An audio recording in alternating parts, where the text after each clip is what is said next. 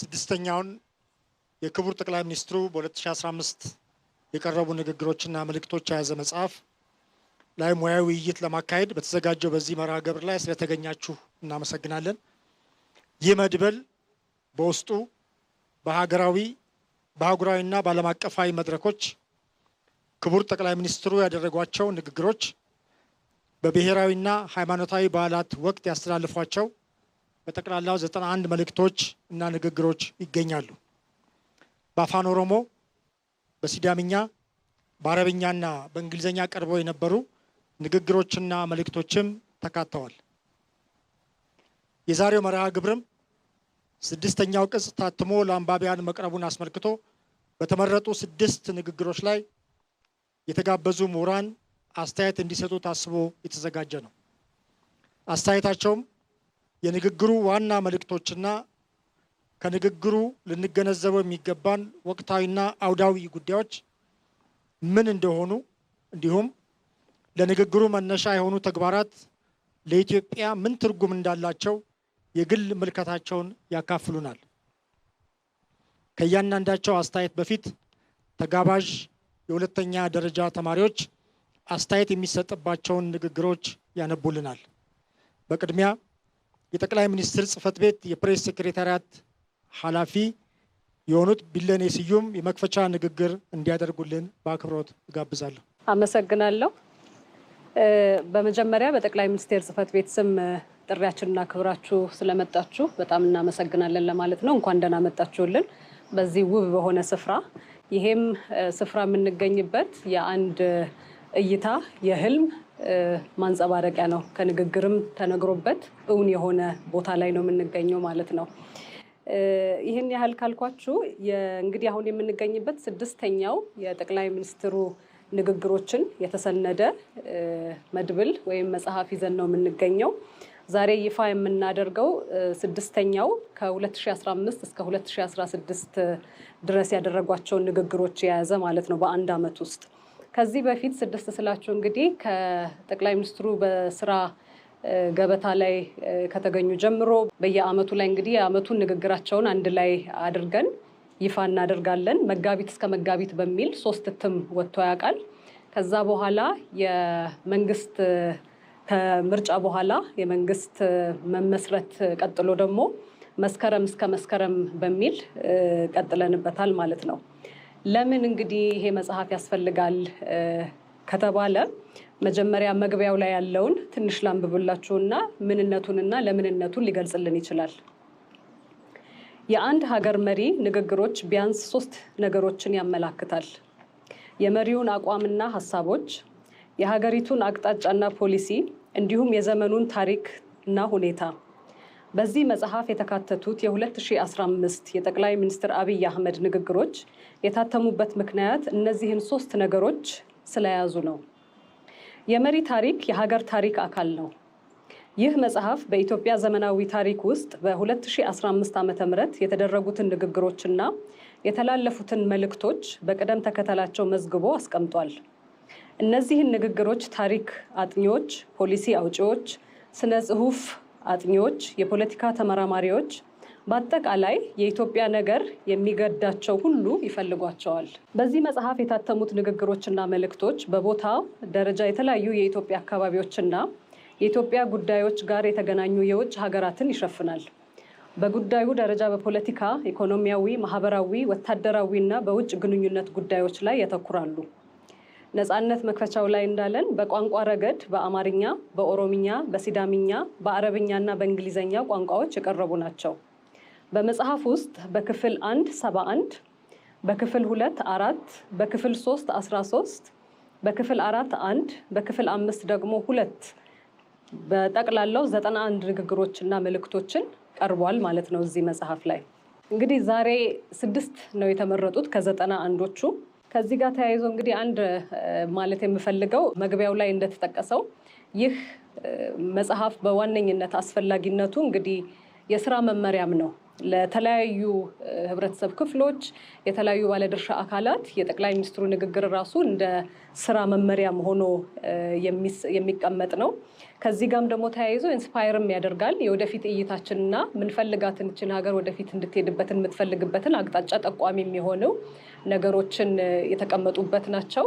ከዚህ ደግሞ በተረፈ እኛንም ያነቃቃናል። እኛም እንደ ሀገር እንደ ኢትዮጵያውያን ምንፈልጋትን ሀገር ለማምጣት የራሳችንን ወርት የምንለው ወይም ራሳችንን እንዴት እንደምናይና ወደፊት ደግሞ ራሳችንን መግፋት ወደምንፈልገው አቅጣጫ ያበረታታናል። የሚያበረታቱም ንግግሮች አሉበት፣ የሚያነቃቁም ስራ ውስጥ ያልተሰማሩ ደግሞ ወደ ስራ እንዲሰማሩ የሚገፋፉ ንግግሮች አሉበት ማለት ነው።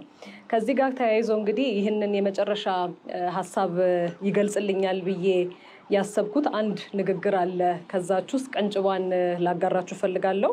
ይህም ክቡር ጠቅላይ ሚኒስትሩ በደቡብ ምዕራብ ኢትዮጵያ ቤንች ሸኮ ዞን በሄዱበት ወቅት የተናገሩት ነበር እና ገጽ 255 ላይ ሁለተኛው ፓራግራፍ ከድህነት ይልቅ ብልጽግና ለማየት፣ ከችግር ይልቅ ተድላን ለማየት፣ ከግጭት ይልቅ ሰላምን ለማየት፣ ከእጦት ይልቅ መትረፍረፍን ለማየት የእይታ ለውጥ ያስፈልጋል። የኢማጂኔሽን አቅም ይጠይቃል። ያ የኢማጂኔሽን አቅም ደግሞ በእጃችን ያሉ ወርቆችን ለማየትና ለመገልገል በር ይከፍታል። ከማይታይ ነገር ውስጥ የሚታይ ነገር ፈልቅቆ ማውጣት፣ ያንን የታየውን ነገር ደግሞ ጥቅም ላይ እንዲውል አብሮ መስራት ይጠይቃል። በየቀኑ እንበልጽግ ማለታችን ትክክል እንደሆነ በየቀኑ ለብልጽግና እጅግ ከፍተኛ የሆነ አቅም ያላት ሀገር፣ ትጉ ህዝቦች ያላት ሀገር መሆኗን እያየ ነው። እንግዲህ ይሄም እንዳልኳችሁ ኢንስፓየር የሚያደርግ መልእክት ነው። ይህንን ካልኩኝ እንግዲህ ወደ ፕሮግራማችን እንድንቀጥል ነፃነት አመሰግናለሁ። ወደ ውይይቱ ከመግባታችን በፊት አንድ ላጋራችሁ የምፈልገው ጉዳይ አለ። ይሄም በሀገራችንና በውጭ ሀገራት በተለይ የሀገር መሪዎችን ንግግር አሳትሞ ለታሪክ ማስቀመጥ ላይ ያለው ኤክስፒሪየንስ ምንድን ነው፣ ያለው ልምድ ምንድን ነው የሚለውን ነው። የሀገር መሪዎች በየጊዜው የሚያደርጓቸውን ንግግሮች በየዓመቱ ወይም በየመንፈቁ በመጽሐፍ አዘጋጅቶ ማቅረብ የተለመደ ነው። በሀገራችን የግርማዊ ቀዳማዊ ኃይለሥላሴ ንግግሮች ፍሬ ከናፍር በሚል ርዕስ ወጥነት ባለው መንገድ በ7 ቅጾች ታትመው ለሕዝብ ቀርበዋል። በተጨማሪም የተመረጡ ንግግሮቻቸው ወደ እንግሊዝኛ ተተርጉመው ስፒችስ ዴሊቨርድ ባይ ሂዝ ኢምፔሪያል ማጀስቲ ኃይለሥላሴ ፈርስት ኢምፐረር ኦፍ ኢትዮጵያ ኦን ቬሪየስ ኦኬዥንስ ሜይ 1957 ዲሴምበር 1958 ድረስ ያለው ታትመዋል። ይህም በዚያን ወቅት ሀገራችን የሀገር መሪን ንግግር በማሳተምና በማሰራጨት ለትውልድና ለታሪክ የሚጠቅም መረጃ አኑረዋል። ከንጉሠ ነገሥቱ በኋላ እስከ ቅርብ ዓመታት የነበሩት መሪዎች ንግግሮች ታትመው ለሕዝብ ባይቀርቡም በፌዴራል መንግስትና በተለያዩ አብያተ መጻሕፍት ይገኛሉ ተብሎ ይታመናል። ከሀገራችን ደግሞ ወጣ ብለን የሌሎች ሀገራትን የካበተ ልምድ ስንመለከት ከፍተኛ ሀገራዊ ክንውኖችን አስመልክቶ ፕሬዚዳንቶች በተለያዩ ጊዜያት ያደረጓቸው ንግግሮች መድብል ይታተማል። ይህም ከንግግሩ በተጨማሪ ደጋፊ ሰነዶች፣ ማስታወሻዎችና የንግግሩ የመጨረሻ ጽሑፍ ከመዘጋጀቱ በፊት የነበሩ ኢቭን የጽሑፉ ረቂቆች ጭምር ይታተሙበታል። በአሜሪካ የፕሬዝዳንቶች ንግግር ከተዛማጅ ሰነዶች ጋር በተከታታይ መታተም የጀመረው እንደ አውሮፓ አቆጣጠር በ1957 ዓ.ም በብሔራዊ ቤተ መዘክርና ሰነዶች አስተዳደር ከፕሬዝዳንት ሁቨር አንስቶ አሁን እስካሉት ፕሬዝዳንት ባይደን ድረስ ያሉት 15 የሀገሪቱ መሪዎች ስልጣን ላይ እያሉ ንግግሮቻቸው በመጽሐፍ ታትመዋል። እንደውም በአሁኑ ወቅት በየ6 ወሩ ሁሉ በዓመት 2 ጊዜ ይታተማሉ። በሩሲያም የፕሬዝዳንቱ ንግግር በተለያዩ ቅጾች ይታተማሉ። አሁን ቅርብ ጊዜ የወጣ ባለ 3-4 ጥራዝ ያለው ንግግራቸው በሩሲያኛ የተጻፈው ማለት ነው፣ ሲተረጎም ዳይሬክት ስፒች በሚል ርዕስ የቀረበ ነው። ዋናው ጉዳይ የሀገር መሪዎችን ንግግር በየዓመቱ በመድበል አዘጋጅቶ ማቅረቡ ጥቅሙ ምን እንደሆነ ማወቁና መጠቀሙ ነው። የዛሬው ባለሙያዎች የሚሰጡት ትንተና አታያችን ለማጎልበትና ንግግሩ ጽሑፍ ብቻ ሳይሆን ወደ እውቀት የሚቀየር ሀሳብ እንዳለው ለማየት እንድንችል ያግዛል። በዚህ መሰረት አሁን ወደ ውይይታችን እናመራለን። በቅድሚያ ገጽ 21 ላይ በጠቅላይ ሚኒስትር ጽሕፈት ቤት አቅራቢያ ለሕፃናትና ለወጣቶች የሚሆን የስፖርት ማዘውተሪያ አበርክቶ በሚል ርዕስ የቀረበውን ንግግር ተመርጠው ከመጡት ተማሪዎች መካከል ጳውሎስ ማናዬ የ11ኛ ክፍል ተማሪ ነው። ንግግሩን ያነብልንና ቀጥሎ ወደ ትንተናው እንሄዳለን። ይህ የክረምት በጎ ፈቃድ የስራችን አካል ነው። ይህች አነስ ያለች ሜዳ ለረጅም ጊዜ የሰፈር ልጆች የሚጫወቱባት እኛ አካባቢ የምትገኝ ሜዳ ነች። አቧራማ ነበር። አሁን እንደምታዩት የተሻለ ገጽታ ይዟል። ነገር ግን መልእክቱ ከተማ በህንፃ ብቻ አይገነባም፣ ከተማ በመንገድ በብሎኬትና በመሰረተ ልማት ብቻ አይገነባም። ለልጆቻችን መዋያ የሚሆን ስፍራ ማበጀት ለአንድ ከተማ ውበትና ለማህበራዊ ትስስር አስፈላጊነቱ ከፍተኛ ነው። አንድ ሰው ሰፈሬ ቀበና ነው፣ ጦር ኃይሎች ነው፣ 4 ኪሎ ነው ብሎ ስም የሚጠራው በዚያ ሰፈር ሲጫወት፣ ሲቦርቅ፣ ከጓደኞቹ ጋር ሲውል የሰፈሩን የአነጋገር ዘዬ፣ የሰፈሩን ባህል፣ በሰፈሩ የሚገኙትን ትላልቅ ሰዎች ስም ምግባር ሲያውቅ ነው። አሁን ከሀገር ወጣ ሲል ሰፈሬ ቀበና ነው ሲል ማንን ታውቃለህ ይባላል። የሜዳ ስም ይጠራል። በደመራ ጊዜ ያለውን ጨዋታ፣ በኢድ ጊዜ ያለውን ጨዋታ እየተጋራ ነው ሰው ራሱን ከአንድ አካባቢ ጋር አጣብቆ አመሳስሎ አቀራርቦ የሚያየው። ለዚያ ደግሞ እንደዚህ አይነት ቦታ በጣም ያስፈልጋልና ስንገነባ ህንፃ ብቻ ፓርክ ብቻ ሳይሆን የነገው ትውልድ የሚውልበት ጊዜውን የሚያጠፋበት በመልካም የሚታነጽበት አካባቢ መገንባት ከሁላችንም ይጠበቃል። እንግዲህ አዲስ አበባ ውስጥ ካሉት ኤምባሲዎች 20 ወይም 30 ኤምባሲ ይችን የምትክል ትንሽ ስታዲየም ቢሰራ ሙሉ አዲስ አበባ ውስጥ ወጣቶች መዋያ አይቸገሩም ማለት ነው። ሁለተኛው የግል ሴክተር ባለሀብቶች፣ ህንፃ የሚገነቡ ሰዎች፣ መኪና የሚገዙ ሰዎች መጠንቀቅ ያለባቸው ነገር ለልጆቻችን መዋያ የሚሆን ነገር ካላበጀን እኛ የምንገነባውን ነገር ያፈርሳሉ። ለምሳሌ ባለመኪናዎች አዲስ አበባ ውስጥ ስፖኪዮ ተሰረቀብን ይላሉ። ወደፊትም ማህበረሰብ እንደ ማህበረሰብ ለወልሃብ ጥበቃ የማያደርግ ከሆነ በፖሊስ ጥበቃ ብቻ ስፖኪዮ መጠበቅ አይቻልም። ስፖኪዮ የምትጠብቀው ልጆች እንዳይሰርቁ፣ ትምህርት ቤት እንዲሄዱ፣ ትምህርት ቤት ሲሄዱ ምግብ እንዳያጡ ምግብ ካቀረብክላቸው መማር ከቻሉ ሰፈር ሲመጡ የሚጫወቱበት የሚገናኙበት ቦታ ካላቸው ተስፋ ይሰንቃሉ። ተስፋ የሰነቀ ሰው ወደ ሌብነት አይገባም። እናም ስፖኪዮ እንዳይሰረቅ የምንፈልግ ሰዎች፣ ቤት እንዳይሰረሰር የምንፈልግ ሰዎች፣ ከኪስ ገንዘብና ሞባይል እንዳይጠፋ የምንፈልግ ሰዎች ወጣቶች መዋያ ያስፈልጋቸዋል። መልካም ነገር ማየት ይገባቸዋል። ሊጋሩት የሚገባ እሴት ተስፋ የሚሰጥና እድገትን የሚያመላክት መሆን አለበት ብለን ካልሰራን በስተቀር ትውልድ መዋያ ካጣ ሰው ህንፃ እያየ ብቻ በደስታ መኖር ያስቸግራል። ሁለተኛው በዚህ አካባቢ እንደሚታየው ገስት ሃውሶችና ህንፃዎች አሉ። እነዚህ ህንፃዎች ለእኔ የውበት ምንጭ መሆን አለባቸው። እኔም ለነሱ የውበት ምንጭ መሆን አለብኝ። እነሱም እኔን ነው የሚያዩት፣ እኔም እነሱን ነው የማየው። አንዱ ለሌላው ቪው ነው፣ አንዱ ለሌላው መዝናኛ ነው። እኔ ህንፃ ሰርቼ በአካባቢዬ ልጆች አቧራ ላይ ኳስ የሚጫወቱ ከሆነ፣ ዛፍ የማይተከል ከሆነ፣ ፊት ለፊት ያለው ቤት መስታወት የሚያንጸባርቅ ከሆነ የራሴን ቤት እጠራዋለሁ። የኔን ቤት እንድወደው ጎረቤቴ እኔን መምሰል አለበት። የኔ ቤት በሰላም እንዲያድር የሰፈር ልጆች መዋያ መጫወቻና መማሪያ ስፍራ ሊኖራቸው ይገባል። እናም በበጎ ፍቃድ በድፍን ኢትዮጵያ በርከት ያሉ መዋለ ህፃናት እየተገነቡ ነው። አንደኛ ደረጃና ሁለተኛ ደረጃ ትምህርት ቤቶች እየተገነቡ ነው።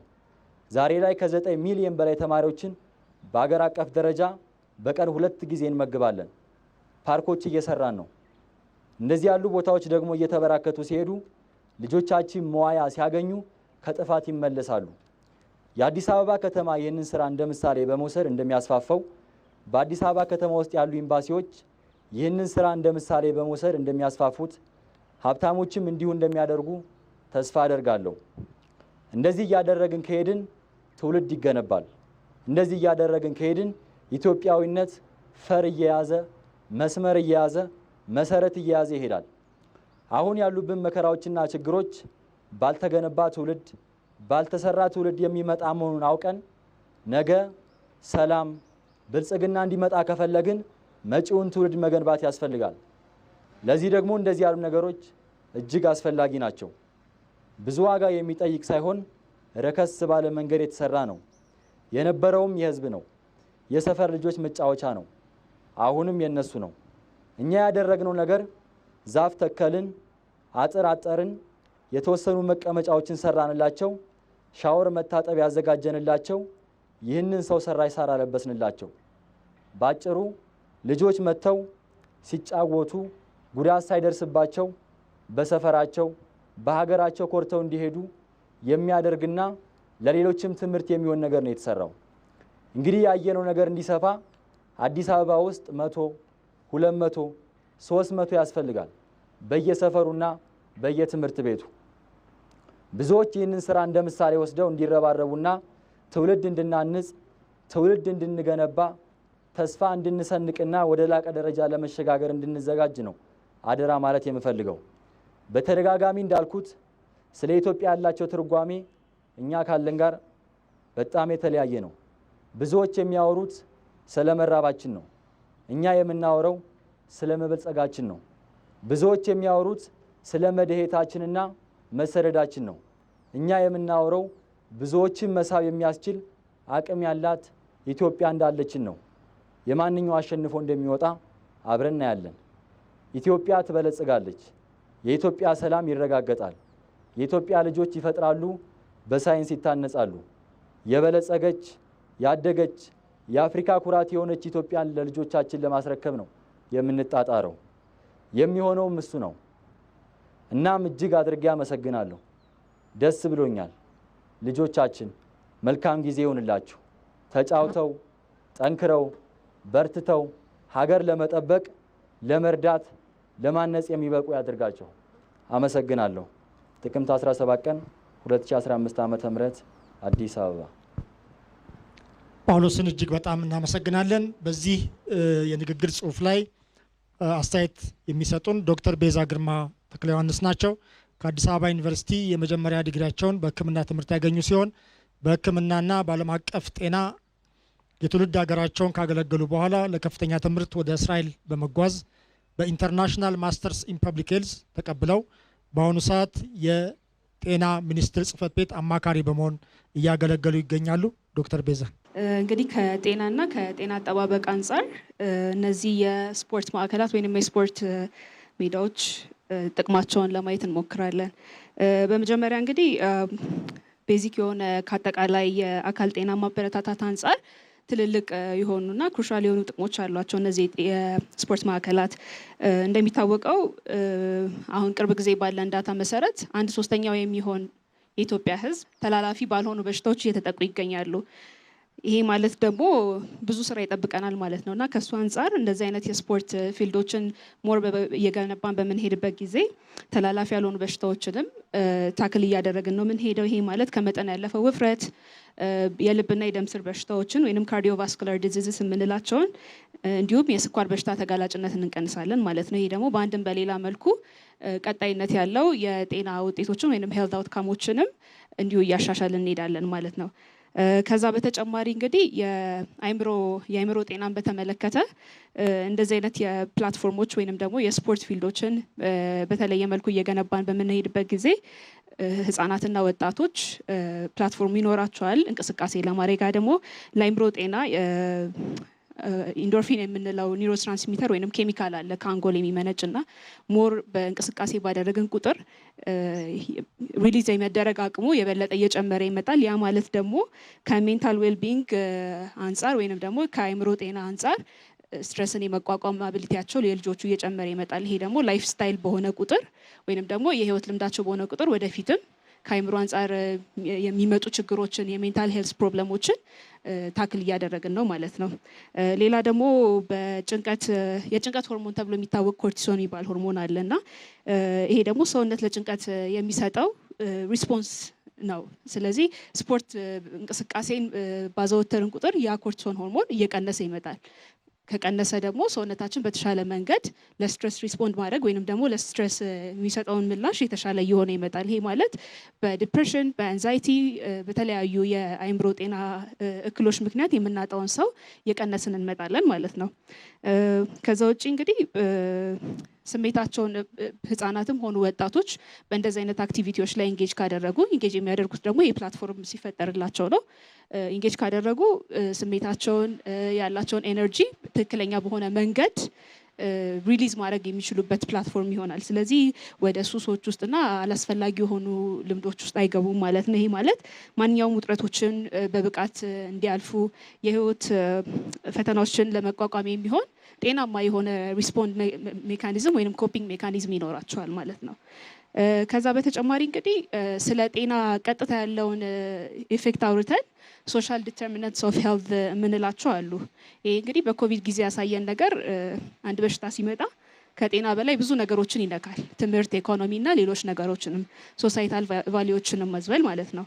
እነዚህ ስፖርት ማዕከላት እንግዲህ ህጻናትም ሆኑ ወጣቶች በተሳተፉ ቁጥር በእነዚህ ስፖርት ፊልዶች ላይ በተሳተፉ ቁጥር የባለቤትነት ስሜት በማህበረሰብ ውስጥ ሴንስ ኦፍ ቢሎንጊንግነስ የምንለውን እያዳበሩ ይመጣሉ። ይሄ ማለት ወዳጅነቶችን፣ ትስስሮችን ይጨምራል ማለት ነው። ይሄ በአንድም በሌላ መልኩ የአእምሮ ጤናቸውንም ይሆናል የፊዚካል ሄልስ እንዲሁም በአጠቃላይ የሰውነት ጤናቸው ላይ ጥሩ የሆነ ኢፌክት አለው ማለት ነው።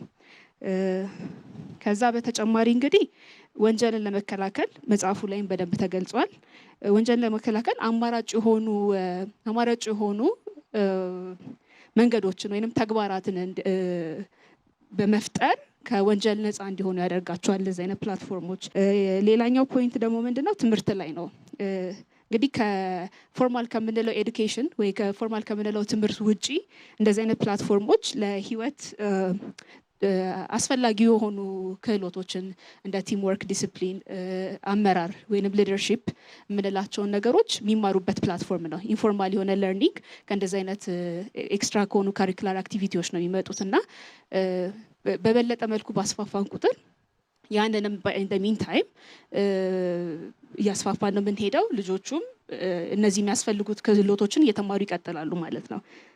አንድ ሌላ ከሶሻል ዲተርሚናንትስ ኦፍ ሄልዝ ብዬ ከጠቀስኳቸው ውስጥ ኢኮኖሚክ ቫሊዎቹን ለማንሳት ከሄልዝ ጋር ስለሚገናኝ ምንድነው ኢንዳይሬክትሊ በወጣቶች ልማት ላይ ኢንቨስት ማድረግ ማለት ጤናማ የሆነ እዛ ላይ ይሰመረበት በደንብ ጤናማ የሆነ የበለጠ ውጤታማ የሰው ኃይልን ለማፍራት እና ከዛም ደግሞ ፕሪቨንቲቭ የሆኑ በሽታዎችን ወይም መከላከል የምንችላቸውን በሽታዎችን ቅድም የጠቀስኳቸውን እነሱን በመከላከል የጤና ሪሌትድ የሆኑትን ወጪዎችን እንቀንሳለን። ይሄ ማለት እንግዲህ ባይ ዲፎልት ኢኮኖሚክ የሆነ ወይም ኢኮኖሚያዊ ጥቅማ ጥቅሞችን የሚያስገኛል ማለት ነው።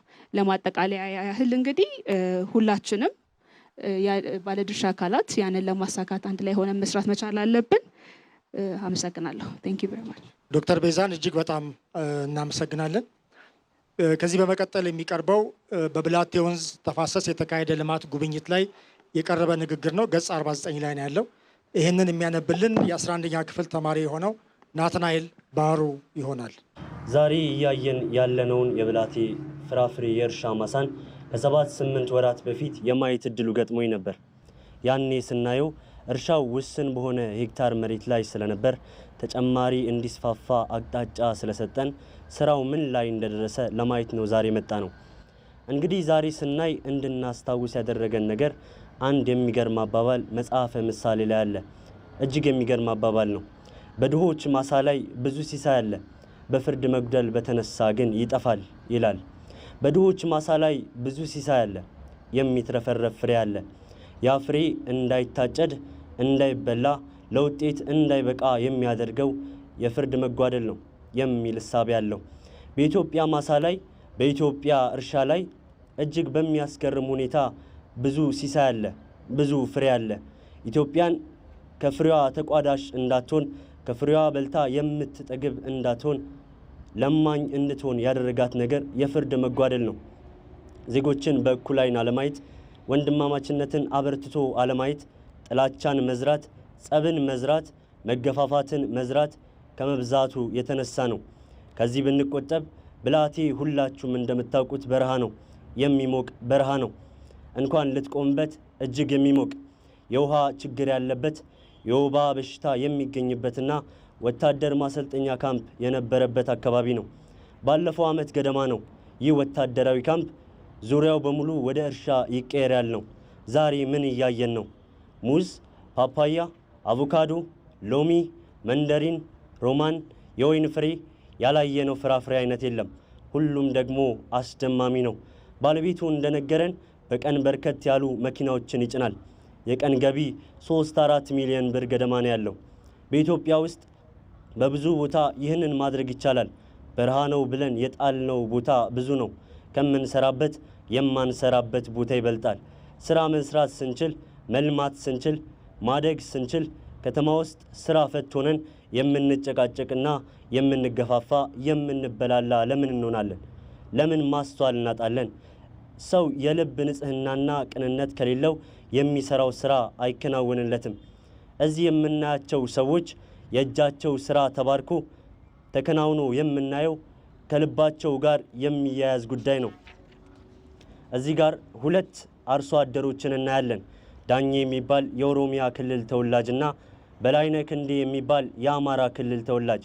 አባቴ ነው፣ ልጄ ነው፣ ወንድሜ ነው እየተባባሉ በጋራ የሚሰሩትን ስራ አይተናል። ሰው በጋራ መስራት ፍላጎቱ ካለው ከወንዝ ማዶ እና ከወንዝ ወዲህ የሚለው ጉዳይ አይከፋፍለውም።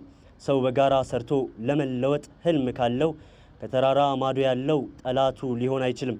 ኢትዮጵያውያን ልንገነዘብ የሚያስፈልገው ነገር ከወንዝ ማዶ ያጎት ልጅ ነው ያለው፣ ከተራራ ማዶ ያክስት ልጅ ነው ያለው። ባዳ የለም፣ ቤተሰብ ነው። እኔ ያለኝ መልክ፣ እኔ ያለኝ ቁመናና እኔ ያለኝ ያነጋገር ዘይ አንተ የለህም፣ አንተ ያለህ እኔ የለኝም። ያ ማለት ሰዎች አይደለንም ማለት አይደለም። እያንዳንዱ ሰው፣ እያንዳንዱ ጎረቤት፣ እያንዳንዱ ሰፈር፣ እያንዳንዱ ክልል የራሱ የሆነ ጸባይ አለው። ከልምምድ የመጣ ጸባይ፣ ከኑሮ ዘዴ የመጣ ጸባይ፣ ቋንቋው፣ ባህሉ፣ አነጋገሩ፣ አለባበሱ ከብዙ ልማድ የመጣ ነው። ያ ነገር ግን ሰውነቱን የሚያሳጣው አይደለም። ከሰው ጋር በሰላም መኖር ያለውን ፋይዳ አምኖ ከሰው ጋር በሰላም መኖር ለልጆቹ ሰላማዊና የጸናች ሀገር እንደሚቻል አምኖ ከአልባሌ ወሬና ጭቅጭቅ ራሱን ማራቅ አለበት። የሚያዋጣን ልማት ነው። ታስታውሳላችሁ፣ አረንጓዴ አሻራ ስንል ስንዴ የሚከናወን አልመሰለውም ነበር ብዙ ሰው። አሁንም ፍራፍሬ ስንልም ብዙ ሰው አልመሰለውም። ይኸው በአመት ተኩል ተአምር እያየን ነው። በዚህ በረሃ ላይ ልክ እንዳየነው በአመት ተኩል ደግሞ የወተቱም የማሩም የዶሮውም የእንቁላሉም ጉዳይ እንዲሁ ይሆናል። ለምንድን ነው የሚሆነው ከተባለም የልብ ንጽህና ካለ የሰራኸውን ስራ የሚያከናውን ፈጣሪ ያለ፣ ልባችን ንጹህ ሆኖ በእውነተኛ ልብ፣ በንጹህ አእምሮ፣ በንጹህ እጅ፣ በእውነተኛ ማንነት ለመለወጥ ብንሰራና ብንተጋ ፈጣሪ ያግዘናል። ከዛ ውጭ ያለው መሻትና ጥማት ግን ኪሳራ ነው። ወንድም ወንድሙን ገድሎ፣ ወንድም ወንድሙን ሰድቦ፣ ወንድም ወንድሙን ገፍቶ እንደዚህ አይነት የረባ ነገር ሊያይ አይችልም። ወንድም ወንድሙን አቅፎ ሲሰራ ግን እጅግ የላቀና ያማረ ነገር ሊፈጠር ይችላል። የተከበረው የተወደደው በድህነት በችግር በረሃብ የሚታወቀው የኢትዮጵያ ሕዝብ ብዙ ሀብት በእጁ አለ። አይናችን ይገለጥ፣ ልባችን ይጽዳ። መገፋፋትና ሰፈርተኝነትን እንተው። ትልቅ ሀገር ነው ያለን። አንዳችን ሌላችን እንደሌለ ማሰብ አንችልም። ስንፈጠር የተፈጠርነው በዚህ መንገድ ነው። አብረን በጋራ ተከባብረን ብንኖር ግን መሬታችን ሰፊ ነው፣ በረከታችን ሰፊ ነው፣ ማሳችን በሲሳይ የተሞላ ነው። ያንን ሲሳይ ያንን ፍሬ እንዳልበላ የሚያደርገውን የጥላቻ፣ የዘረኝነት፣ የጽንፈኝነት፣ የዋልታ ረገጥ አስተሳሰብ ቀርፈን ሰክነን መሬት ረግጠን ከሰማይም ፈራጅ እንዳላውቀን ብንሰራ መልካም ነው። ብዙ ጊዜ የምንታወክባቸው ጉዳዮች ፍሬ አልባ ናቸው። የምንጣላባቸው ጉዳዮች በትክክለኛ ሚዛን ላይ ስናስቀምጣቸው እዚህ ግባ የሚባሉ አይደሉም። ላባ በሆነ ሀሳብ አንባላ። ሚዛን በሚደፉ እርሻ ስራዎች፣ የሌማት ትሩፋት ላይ፣ አረንጓዴ አሻራ ላይ፣ ስንዴ ላይ፣ አካባቢን ማልማት ላይ፣ በልቶ መጥገብ ላይ፣ ጎረቤትን ማካፈል ላይ፣ ለድሃ ማካፈል ላይ ብንበረታ ጥሩ ነው። ሌብነት ካንሰር ነው። መጀመሪያ ትሰርቃለህ፣ ከዚያ ሰርቆ መኖር ስለማይቻል ግጭት ትፈጥራለህ። ግጭት ከፈጠርክ በኋላ ደግሞ ግጭት ስለሚያራርቅ ከትልቅ ሀገር ወደ ትንሽ ሀገር ትጠባለህ። ትልቅ ሀገር መሆን ስትችል መጀመሪያ ሌብነት እያሳሳቀ ይገፋሃል፣ ግጭት ይስባል፣ ግጭት ደግሞ ይበትናል። እንዳንበተን አንጋጭ፣ እንዳንጋጭ የጥቅም ግጭት እንዳይፈጠር አንስረቅ።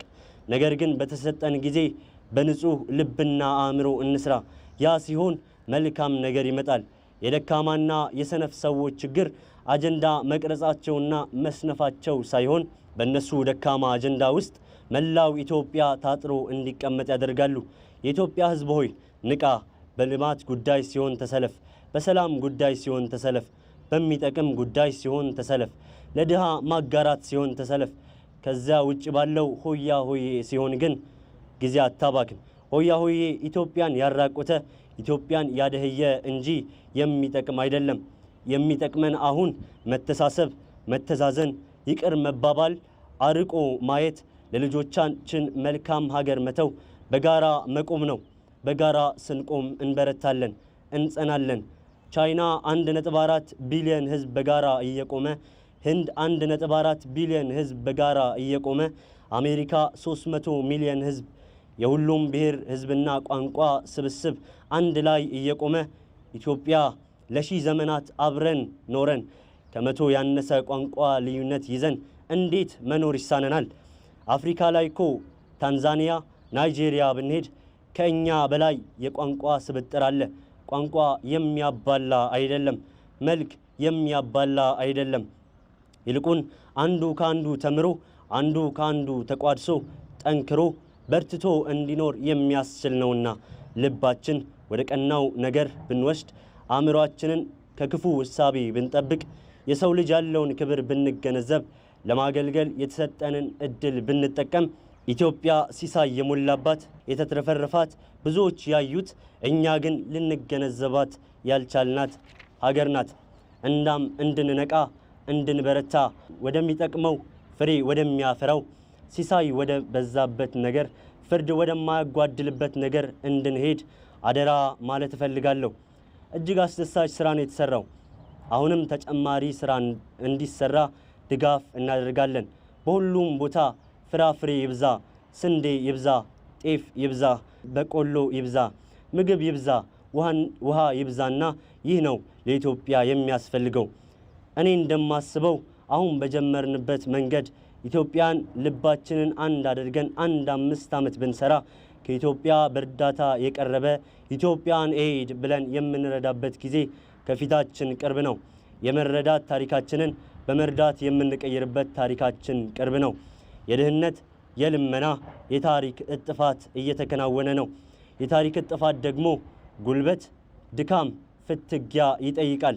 እንዲሁ በከንቱ የታሪክ እጥፋት አይፈጠርም። የታሪክ እጥፋታችን ስንዴ እንለምን ነበር፣ ስንዴ እንረዳለን። ብርቱካን፣ ሙዝ፣ አቮካዶ እናስገባ ነበር፣ እንሸጣለን። ይህ ሲፈጠር ኢትዮጵያ ልኳ፣ ኢትዮጵያ ቦታዋ ይረጋገጣል። እናም ኢትዮጵያን የምትወዱ ሁሉ በቀና ልብ፣ በትብብር መንፈስ፣ በይቅር ባይነትና በአስተዋይነት አብረን እንድንቆም አደራ ማለት እፈልጋለሁ። ሰላም ለኢትዮጵያ ይሁን። ፍቅርና አንድነት ለኢትዮጵያ ይሁን። መተሳሰብ ለኢትዮጵያ ይሁን። መበልጸግ ለኢትዮጵያ ይሁን። መርዳት ለኢትዮጵያ ይሁን። የኛ መሻትና ፍላጎት ይህ ነው። ታኅሳስ 18 ቀን 2015 ዓ.ም ብላቴ።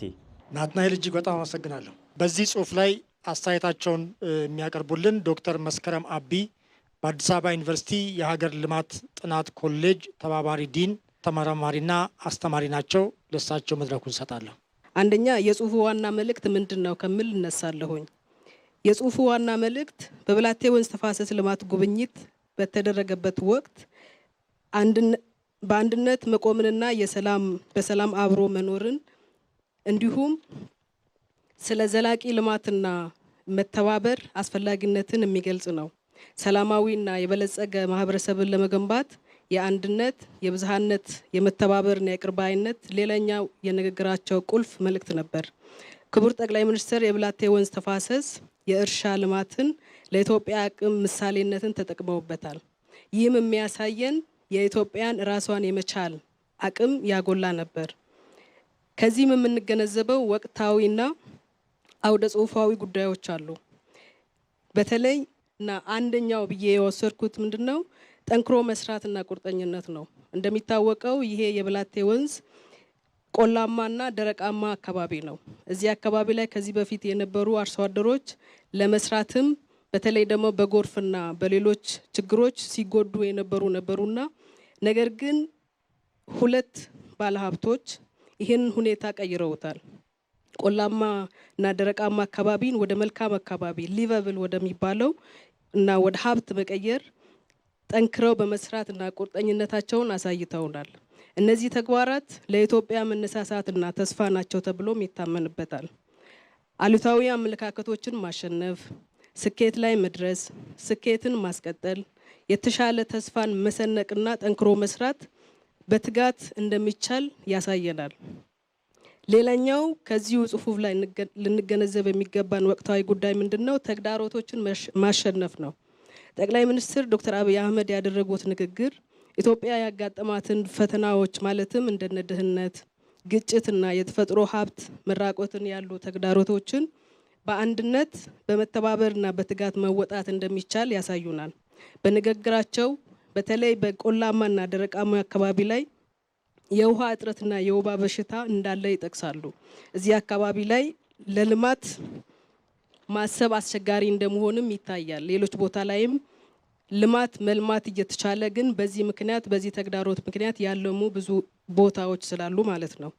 በአሁኑ ወቅት በተለይ ቆላማ አካባቢዎች እና እነዚህ ተመሳሳይ ተግዳሮቶች ያለባቸው አካባቢዎች ብዙ ፈተና ሲገጥማቸው የምግብ ዋስትናቸው እንዳይረጋገጥ እያደረጓቸው መልማት እየቻሉ ግን ሳይችሉ ሲቀሩ ነገር ግን መልማት መቻል ወይም ደግሞ እንደሚቻል የብላቴ ወንዝ ተፋሰስ ልማት ትልቅ ማሳያ ነው።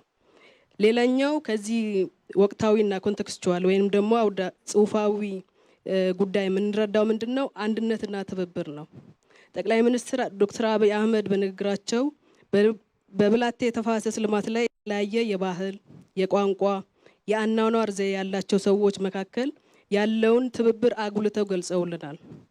በተለይ ሁለቱ ባለሀብቶች በተለያየ ቦታ መምጣታቸው እዛ አካባቢ ላይ ተመሳስለውና አንድ ሆኖ መስራታቸው ለሀገር እድገት ትልቅ ዋስትና ስላለው አንድነትና ትብብር ምን ያህል ፋይዳ እንዳለው ያሳየናል።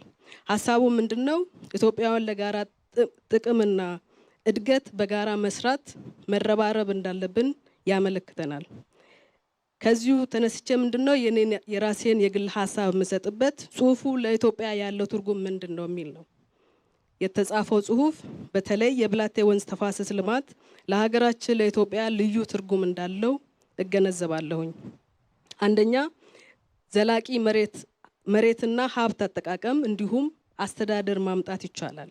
በተለይ በዚህ ቆላማና ደረቅ አካባቢ ላይ በልማት ለሙ ቦታዎችን ጠፍ መሬት የተለዩ ቦታዎችን ለዘላቂ ልማት መጠቀም እንደሚቻል ያሳየናል።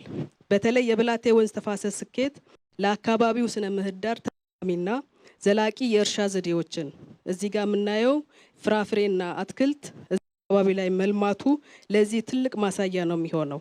ይሄን ዘዴ ከመጠቀም ጋር የተያያዘ መጨረሻም ለዘላቂ የመሬት ሀብት አጠቃቀም ጉልህ ሚና እንዳለው መረዳት ችያለሁ። ሁለተኛ ድህነትን ማሸነፍ ነው። በተለይ እዚህ አካባቢ ላይ የምናያቸው የግል ባለሀብቶች የስራ እድልን ከመፍጠር አንጻር ለአካባቢው አርሶ አደሮች የስራ እድልን ከመፍጠር የመሰረተ ልማቶችን በማሟላት ከፍ ያለ ሚና እንዳላቸው እገነዘባለሁኝ። ይሄም ምንድነው የሚያሳየን? ከነዚህ ከሁለቱ ከባለሀብቶቹና ከአካባቢው አርሶ አደሮች በተገኘ ልምድ በመማር ሌሎች ቆላማና ደረቅ አካባቢዎች አርሶ አደሮችን እንዲሁም ተመሳሳይ ሁኔታ ማልማትና ድህነትን መዋጋት አስፈላጊ እንደሆነ እገነዘባለሁ። ሌላኛው የአየር ንብረት ለውጥን ነው። የአየር ንብረት ለውጥን እንዲሁም ተለዋዋጭነትን መቋቋም እንደሚቻል ከዚሁ ከብላቴ ወንዝ ንግግራቸው መገንዘብ ችያለሁኝ። ቆላማና ደረቅ አካባቢዎች ለድንገተኛ ጎርፍና ድርቅ ተጋላጭ ናቸው። የተፋሰስ ልማት በተለይም መስኖን በመጠቀም የውሃ ማቆር ስራዎችን፣ የተለያዩ ችግኞችን እንዲሁም አትክልትና ፍራፍሬዎችን ጨምሮ ወይም አግሮፎረስትሪ የምንላቸውን ማሳደግ ለጎርፍ አደጋ ወይም ደግሞ ተጋላጭነትን የሚቀንስ ነው የሚሆነው። በተለይ የተፈጥሮ ሀብት ጥበቃን ማጠናከር ለሀገር ልማትና እድገት መሰረታዊ ጉዳይ እንደሆነ እገነዘባለሁ። ስለዚህ የብላቴ ወንዝ ልማት ተፋሰስ ለዚህ የተሻለ ወይንም ደግሞ ለተሻለ ኢትዮጵያ መፍጠርም ጉልህ ሚና እንዳለው እገነዘባለሁኝ። ይሄ የመጨረሻ ሀሳቤ ነው። የብላቴ ወንዝ ተፋሰስ ላይ የተከናወኑት ተግባራት ለኢትዮጵያ የተስፋ ብርሃን እና ማሳያ ሆኖ ያገለግላል። ስለሆነም ኢትዮጵያውያን በትጋት በአንድነትና በሰላም ወደ ተሻለ ጉዞ እንዲገቡ የሚያነሳ በተጨማሪም ተግዳሮቶችን ወደ መልካም አጋጣሚ በመቀየር ስኬትና የወደፊት ተስፋን በአንድነት በመተባበርና በትጋት መገንባት እንደሚቻል ያሳየናል። ሁላችንም ከተባበርን፣ ለሰላም ከጸናን፣ መተባበርን፣ ድህነትን ሂስትሪ ማድረግ ይቻላል። አመሰግናለሁ። ዶክተር መሰረት አቢን እጅግ በጣም አመሰግናለሁ። ሙያዊ በሆነ ሁኔታ ነው ያብራሩልን። በመቀጠል ጦርነት ይብቃ ሰላምን እናጽና በሚል ርዕስ ገጽ 149 ላይ የቀረበውን ንግግር ኤፍሬም አጽበሃ የ11ኛ ክፍል ተማሪ ነው እንዲያነብልን ጋብዛለሁ። ፈጣሪ እንኳን ይህቺን ቀን በጋራ አሳየን። እንኳን ደስ ያላችሁ ልላችሁ እወዳለሁ። እንደዚህ ያለውን ድንቅ ቀን እንዲሁ አቅልሎ መቀበል ተገቢ አይደለም። ካለፍንበት መከራ አንጻር ይህንን ቀን የሰጠን ይህንን ቀን እንድናይ ያደረገን ፈጣሪ መላው የኢትዮጵያ ሕዝብ እንዲያመሰግን ከአደራ ጭምር ላሳስብ እወዳለሁ። ጠብ አቁሞ ሰላም ለመፍጠር በቂ ያልሆነ ምክንያት፣ ትክክለኛ ያልሆነ ጊዜ የለም። ሰላም ምክንያት አይፈልግም። ሰላም የተለየ ጊዜ አይፈልግም። በዚህም ምክንያት ዛሬ እየሆነ ያለው የሰላም መቋጫ የምስጋናና የአዲስ ምዕራፍ መጀመሪያ ማብሰሪያ ዕለት ምክንያትም የተገደበ ጊዜ ሳይሆን ዛሬውን መሆን እንዳለበት ይሰማኛል። ጥላቻ ያፈርሳል፣ ያናቁራል፣ ያገፋፋል። ፍቅር ይገነባል፣ ያሳስባል፣ ያስቃል። ጦርነት ያወድማል፣ ይገላል፣ ያፈርሳል።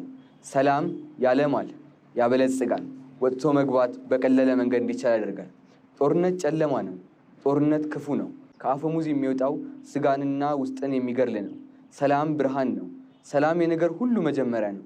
ስለሆነም ለዚህ የሰላም ቀን እንድንበቃ ያደረጋችሁ ግለሰቦች፣ ቡድኖች፣ ወዳጅ ሀገራት ኢትዮጵያ ከነበረችበት ጨለማ ወደሚገባት ብርሃን ለመሸጋገር ፈቅዳ የጀመረችበት ዕለት ስለሆነ እንኳን ደስ ያላችሁ ለማለት እወዳለሁ።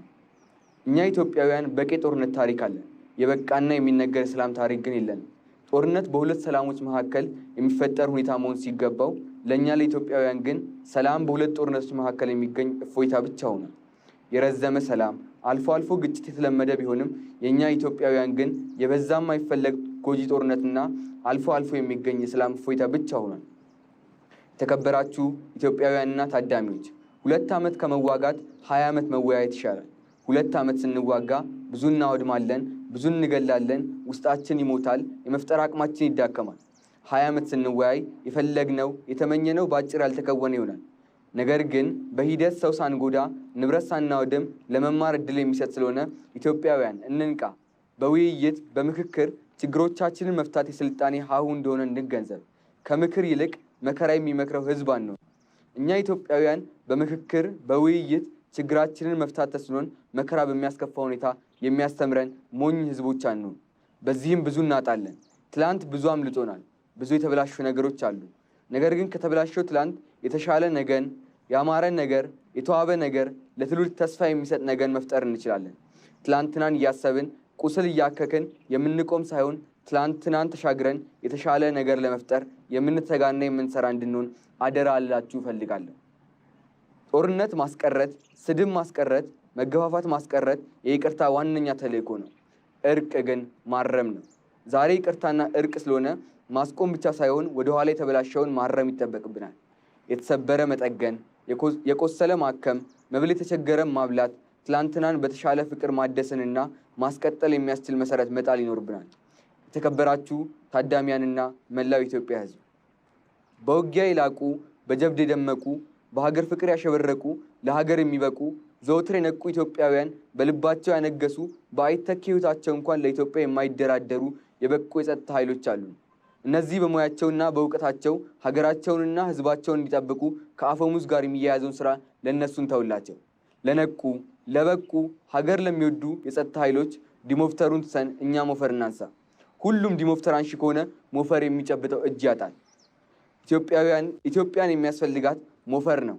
በእርግጥ የሚጠብቃት የተማሩ የነቁ ዲሞፍተር የጨበጡ የሚያስፈልጋት ቢሆንም ብዙዎቻችን ግን ሞፈር የምንጨብጥና ሞፈር የሚጨብጡ የምንደግፍ ብንሆን ከልመና ነፃ እንውጣለን።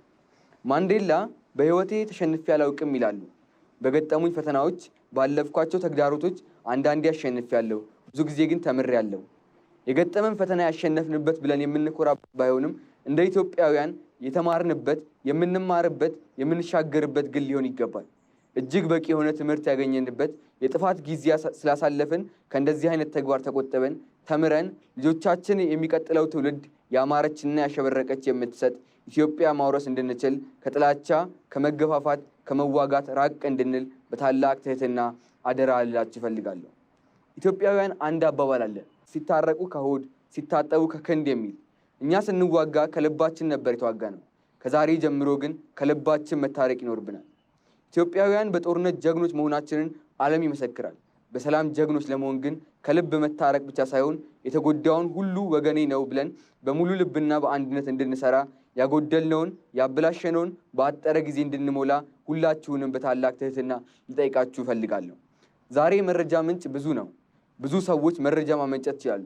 በዚህም የተነሳ ጠዋት ተገናኝታችሁ ከተስማማችሁ በኋላ ከሰዓት ሰዎች ሀሳባቸውን ይቀይራሉ። የውሳኔ መነሻውም መረጃ ነው። ኢንፎርሜሽን በጣም በስፋት በሚሰራጭበት በዚህ ዓለም ጠዋት ያገኛችሁ ወንድማችሁ ማታ ሌላ አቋም ሊይዝ ይችላል። በዚህ አውድ ውስጥ የምንኖር ትውልዶች ልንማር የሚገባው ጉዳይ ዛሬ የሚያዋጣው መቻቻል ብቻ መሆኑን ነው። ምክንያቱም በየቀኑ የሚቀያየር ባህሪ ስላለን በመቻቻል፣ በመደማመጥ፣ በመወያየት የበለጠውን የላቀውን በመመኘትና ለዚያ በመትጋት መስራት ይኖርብናል። በተለዋዋጭ ዓለምና በበዛ ኢንፎርሜሽን የአቋም ልዩነት ሲፈጠር ተክኖ መወያየት፣ መነጋገር ያስፈልጋል። በሚቀጥለው ሳምንት 2 ኩነቶች ይከናወናሉ። አንደኛው የሁሉም ክልል ርዕሰ መስተዳድሮች በፓርቲያችን ምክትል ፕሬዚዳንት እየተመሩ ወደ መቀሌ ይሄዳሉ። መቀሌ የሚሄዱት ያነቡ አይኖችን ለማበስ፣ የተበላሹ የፈረሱ ቦታዎችን ለመጠገን፣ ክልሎች እንደ ወንድም ህዝቦች ካላቸው ለማጋራትና ይህንን የሰላም ጅማሮ በተግባር ለማስቀጠል ነው።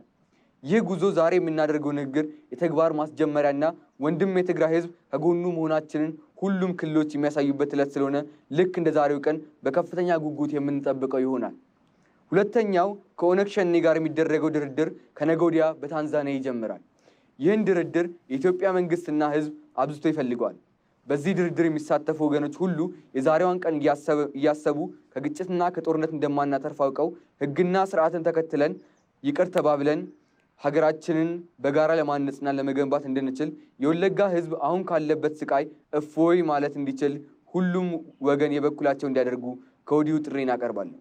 የእኛ የሰላም ሂደት እንዲሳካ ከፍተኛ እገዛ ያደረጉ የወዳጅ ሀገራት፣ የአፍሪካ ህብረት፣ ኢጋድ እንዲሁም አንዳንድ ግለሰቦች፣ ከሁሉም በላይ የህወሓት አመራሮች፣ የብልጽግና አመራሮች፣ መላው የትግራይ ህዝብ፣ የአማራ ህዝብ፣ የአፋር ህዝብ፣ የሶማሌ ህዝብ፣ የኦሮሚያ ህዝብ፣ የሲዳማ ህዝብ፣ የደቡብ ሁሉም ብሔሮች፣ ጉራጌ፣ ስልጤ፣ ወላይታ፣ ሀድያ፣ ከንባታ፣ ዳሰነች፣ ዳውሮ፣ ኮንታ የተቀሩትን በሙሉ የጋምቤላ ህዝብ፣ የደቡብ ምዕራብ ህዝብ፣ የቤኒሻንጉል ህዝብ፣ የአዲስ አበባ ከተማ ህዝብ ላደረጋችሁት ድጋፍ፣ ጸሎትና ምኞት በኢፌዴሪ መንግስትና በራሴ ስም በተለይም የኢትዮጵያ እናቶች ለነበራችሁ ጭንቀትና ጸሎት ያለኝን ከፍተኛ ምስጋናና አክብሮት በዚህ ታሪካዊ ቀን ልገልጽላችሁ እፈልጋለሁ። ውድ ኢትዮጵያውያን፣ ኢትዮጵያ ትበለጽጋለች፣ ኢትዮጵያ ትጸናለች፣ ኢትዮጵያ ትቀጥላለች።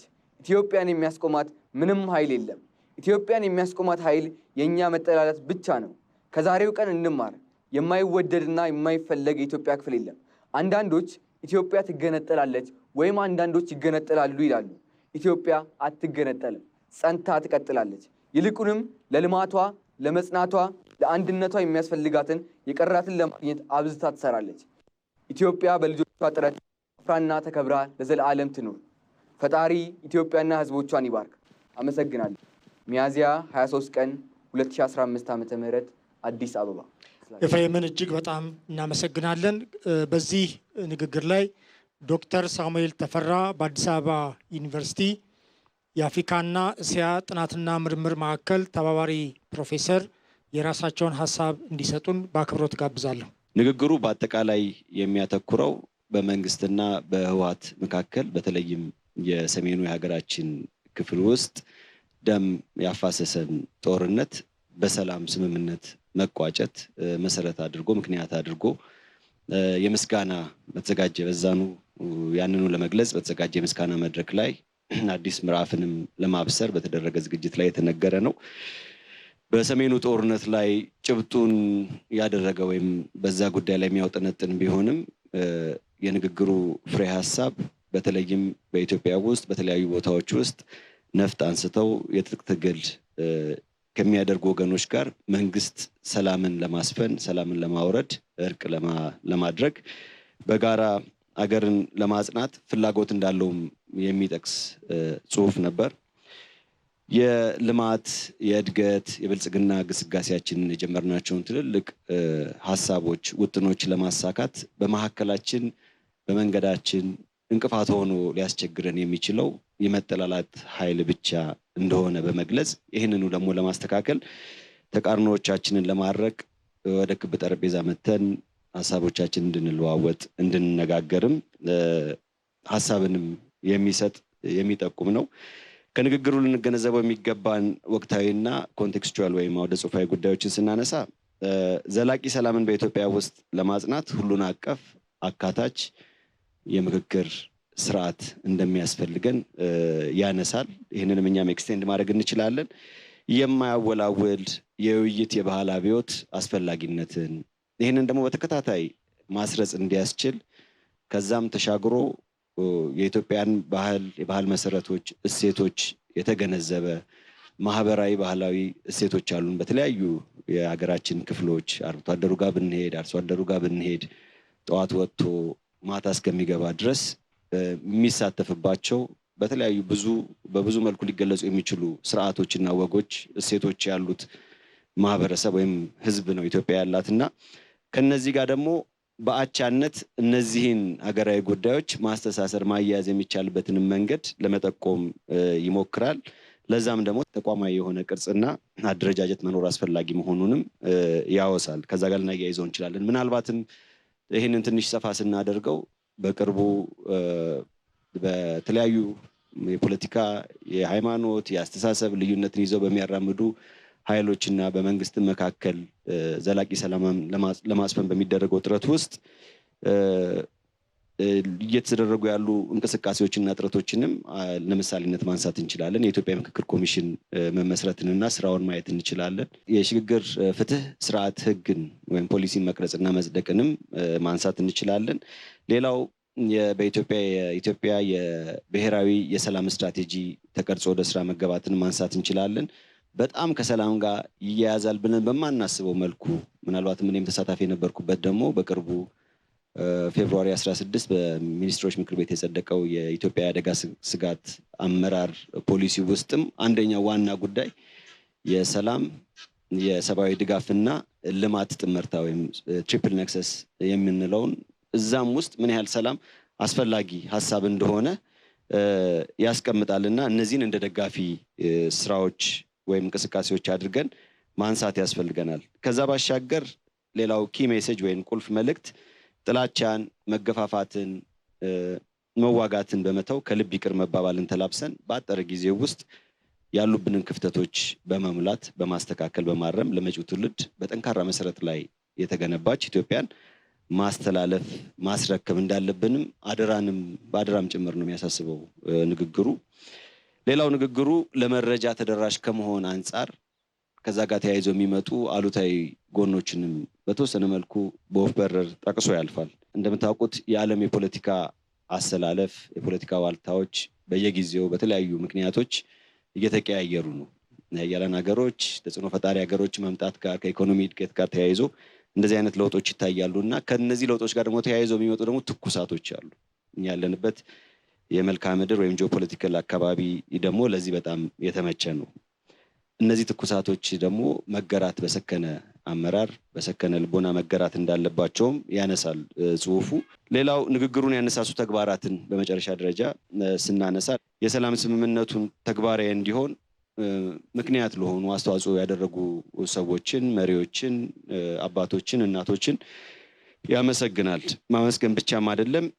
ይሄ ስራ ደግሞ ኢትዮጵያ ከጥንት ጊዜ ጀምሮ በእኛም ዘመን አሁንም ለወል ሰላም መስፈን ለዓለም የወል ሰላም ለአካባቢ ለአህጉራዊ የወል ሰላም መስፈን ያደረገችውን አስተዋጽኦ ይጠቁማል። ከዚህም ባሻገር ኢትዮጵያም ደግሞ የውስጥ ጉዳዩም ሲታወክ የውስጥ ሰላሟ ሲደፈርስ አፍሪካ የሆኑ ሀሳቦችን መንገዶችን በመሻት በመከተል የአፍሪካዊ እሳቤዎች የችግር መፍቻ መንገዶች ክብር እንዲኖራቸው ቦታ እንዲሰጣቸው በማድረግም ያነሳውን ሀሳብ መጥቀስ እንችላለን። በአጠቃላይ ሳጠቃልል ዘላቂ ሰላም እንዲጸና ደም በፈሰሰበት መሬት የሽርት ውሃ መፍሰስ ይኖርበታል። የሀገሬ ብሂል እንደሚለው የሶማሌዎች ተረት ነው።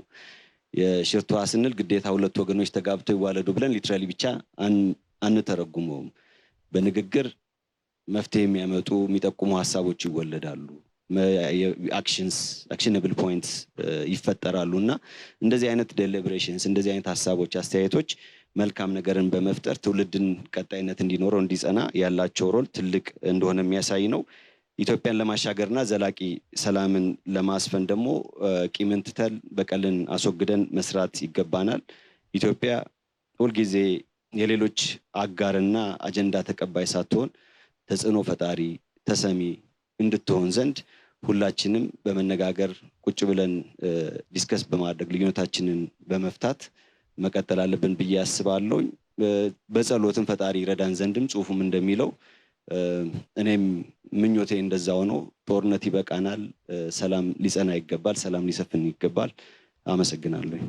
ዶክተር ሳሙኤል ተፈራን እጅግ በጣም አመሰግናለሁ።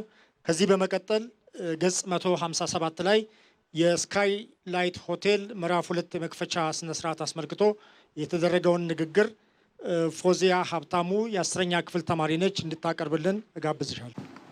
እንኳን ወደ አያታችሁ ቤት በሰላም መጣችሁ። አያታችሁ ነው ያልኩት።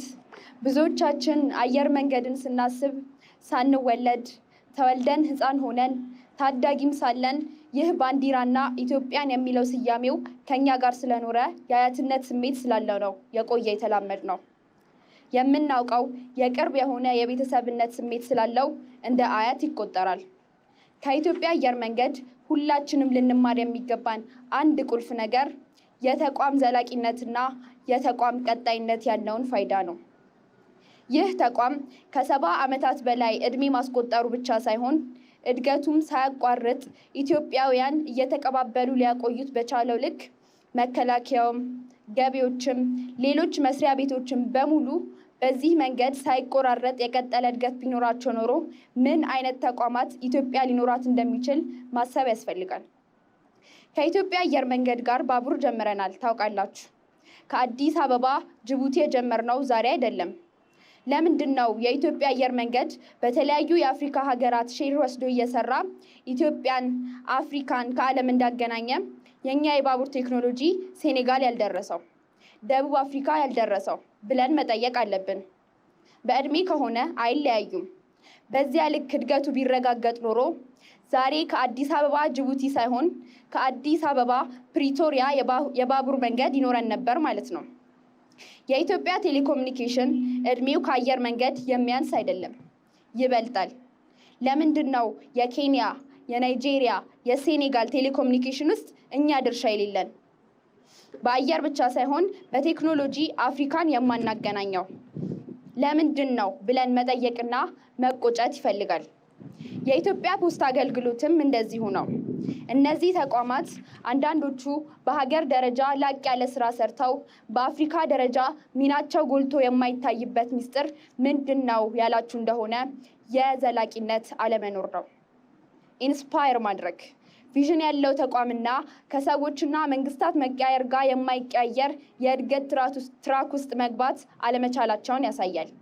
ከዚህ አንጻር የኢትዮጵያ አየር መንገድ በብዙ የመንግስት ስብራቶች ኮንቲኒቲ ላይ ያለውን እከል እየቀየረ እያስተካከለ ስለሆነ የቦርድ የማኔጅመንት አባላትንና መላው የኢትዮጵያ አየር መንገድ ሰራተኞችን እንኳን ደስ ያላችሁ፣ ለሁላችን አርአያና ኩራት ስለሆናችሁ ማለት እፈልጋለሁ። የኢትዮጵያ አየር መንገድ ላለፉት ዓመታት መተላለፊያ ነበር። ከአንድ ሀገር ወደ ሌላ ሀገር የሚያስተላልፍ ተቋም ነበር። ዛሬ የሚያሳርፍ ሆኗል። መተላለፊያ መሆንና አትራፊ መሆን ለየቅል ስለሆነ ባለፉት 3-4 ዓመታት በተጀመረው ስራና 2035 የአየር መንገዱ ራዕይ መሰረት እንደዚህ አይነት ሜጋ ሆቴል በማስመረቅ ማሸጋገር ብቻ ሳይሆን ማሳረፍ የሚችል ተቋም ስለሆነ በድጋሚ ማኔጅመንቱን እንኳን ደስ ያላችሁ ማለት እፈልጋለሁ። የቀጣይነት ሚስጥር አንዱ ያለፉ ሰዎችን ማስታወስ ነው። በዚህ ቀን አቶ ተወልደን ሳናመሰግን ብናልፍ የቀጣይነት የተቋም እሳቤ ይበላሽብናል። አቶ ተወልደ ይህ ጉዳይ እንዲጠነሰስና 2035 ቪዥን እንዲጀመር ከፍተኛ ሚና የተጫወተ ስመጥር ሰው ነው። የአሁኑ ቦርድ ሊቀመንበር የእሱ መሪና አስተማሪ የነበሩ ሰው ናቸው፣ አቶ ግርማ ዋቄ። እሱም እንደዚሁ በዚህ አየር መንገድ ውስጥ ሰፊ አገልግሎት የሰጡ ይህንንም ስራ ያስጀመሩ ናቸው። አሁን ያሉትም ቢሆን ከነሱ ጋር የተማሩ ስለሆኑ ይህን ኮንቲኒቲ የምናስብ ከሆነ የወጡትን ማመስገን አስፈላጊ ስለሆነ አቶ ተወልደን እንድታመሰግኑልኝ እጠይቃለሁ። ኢትዮጵያ ውስጥ ሆቴል ከጀመርን 117 ዓመት ሆነን። የጀመርነው በጣይቱ ሆቴል ነው። የዛሬ 117 ዓመት በኢትዮጵያ አቆጣጠር በ1898 የመጀመሪያው ሆቴል ተሰርቶ 100 ዓመት ሙሉ ከትናንሽ ሆቴልነት ወጥተን ሜጋ ሆቴል መፍጠር ለምን አልቻልንም? 1000 ሆቴል ማስተናገድ የሚችል በኢትዮጵያ ለምን የመጀመሪያው ሆነ? ከጀመርን እኮ 100 ዓመት ሞላን። የዛሬው የሆቴል ምርቃት አየር መንገድ ስላሰራው ሳይሆን ከነበርንበት ስታንዳርድ በጥራትም በመጠንም ወደ ሜጋነት ስላደግን ጭምር ነው። ምንም እንኳን 100 ዓመት የፈጀ ቢሆንም ይህ ጅማሮ ለኢንቨስተር ኢትዮጵያውያን ፈርቀዳጅ ስለሚሆን ከሰራንም ከዚህ የተሻለ እንድንሰራ እድል ይፈጥራል። ይህን እድል ሁላችንም መጠቀም ይኖርብናል። ከቅርብ ጊዜ ወዲህ የተሻለ መስህብነት ያላቸው ሊጎበኙ የሚችሉ ቦታዎች፣ አዳዲስ ስራዎች ተጀምረዋል። ጎርጎራ ላይ የሚሰራው ሪዞርት ለዚህ አየር መንገድ ሌላ የገቢ ምንጭ ሊሆን ይችላል። እጅግ ውብ በሆነ መንገድ የተሰራ ነው። በቅርቡ ሀላላ ኬላ ተመርቋል። ኮይሻና ወንጪ እንዲሁ በሚቀጥሉት ወራት ውስጥ ይመረቃሉ። እንደዚህ አይነት ስራ እያስፋፋን ከሄድን በቱሪዝም ዘርፉ ላቅ ያለ ውጤት ልናመጣ እንደምንችል ሊሸጥ ሊታይ የሚገባው ገጸ በረከት ኢትዮጵያ ውስጥ ስላለ ያለ መግለጽ እድል ስለሚሰጥ የኢትዮጵያ አየር መንገድ የራሱንና የእነዚህንና ሌሎች ሪዞርቶችን በማስተሳሰር የበኩሉን ሚና እንዲጫወት አደራ ማለት እፈልጋለሁ። ዛሬ የኢትዮጵያ አየር መንገድ ከ130 በላይ አውሮፕላኖች አሉት። ይህ በአፍሪካ ትልቁ የሚያደርገው ቢሆንም ከሁሉ በላይ እኔ የሚያጓጓኝና በተባበረ ክንድ አብረን እንድንሰራ ያስፈልጋል ብዬ የማስበው በ2035 የኢትዮጵያ አየር መንገድ ራዕይ ለማሳካት ዛሬ ያሉትን አውሮፕላኖች በእጥፍ በመጨመር 270 ማድረስ ይገባል። ይህ ትልቅ ራዕይ ነው። የኢትዮጵያ አየር መንገድ የቦርድ አባላት የማኔጅመንት አባላትንና ሰራተኞች ብቻቸውን አያሳኩትም። እያንዳንዱ ኢትዮጵያዊ አያቱን የማስፋትና የማሳደግ ኃላፊነት እንዳለበት አስቦ የኢትዮጵያ አየር መንገድ አስተላላፊ ብቻ ሳይሆን አሳራፊም እንዲሆን በቂ አውሮፕላን እንዲኖረው በአፍሪካ ብቻ ሳይሆን በዓለም ስመጥርና በቀላሉ የማይወድቅ ተቋም እንዲሆን ሁላችንም የበኩላችንን እንድንወጣ እንድናግዝ ይህ ቪዥን እንዲሳካ እንድንሰራ በታላቅ ትህትና አደራ እላለሁ። የኢትዮጵያን ብልጽግና የምናረጋግጠው ትልቅ በማሰብ ትልልቅ ስራ በማሰብ በመስራት በመጀመር ብቻ አይደለም፣ በመጨረስ ነው።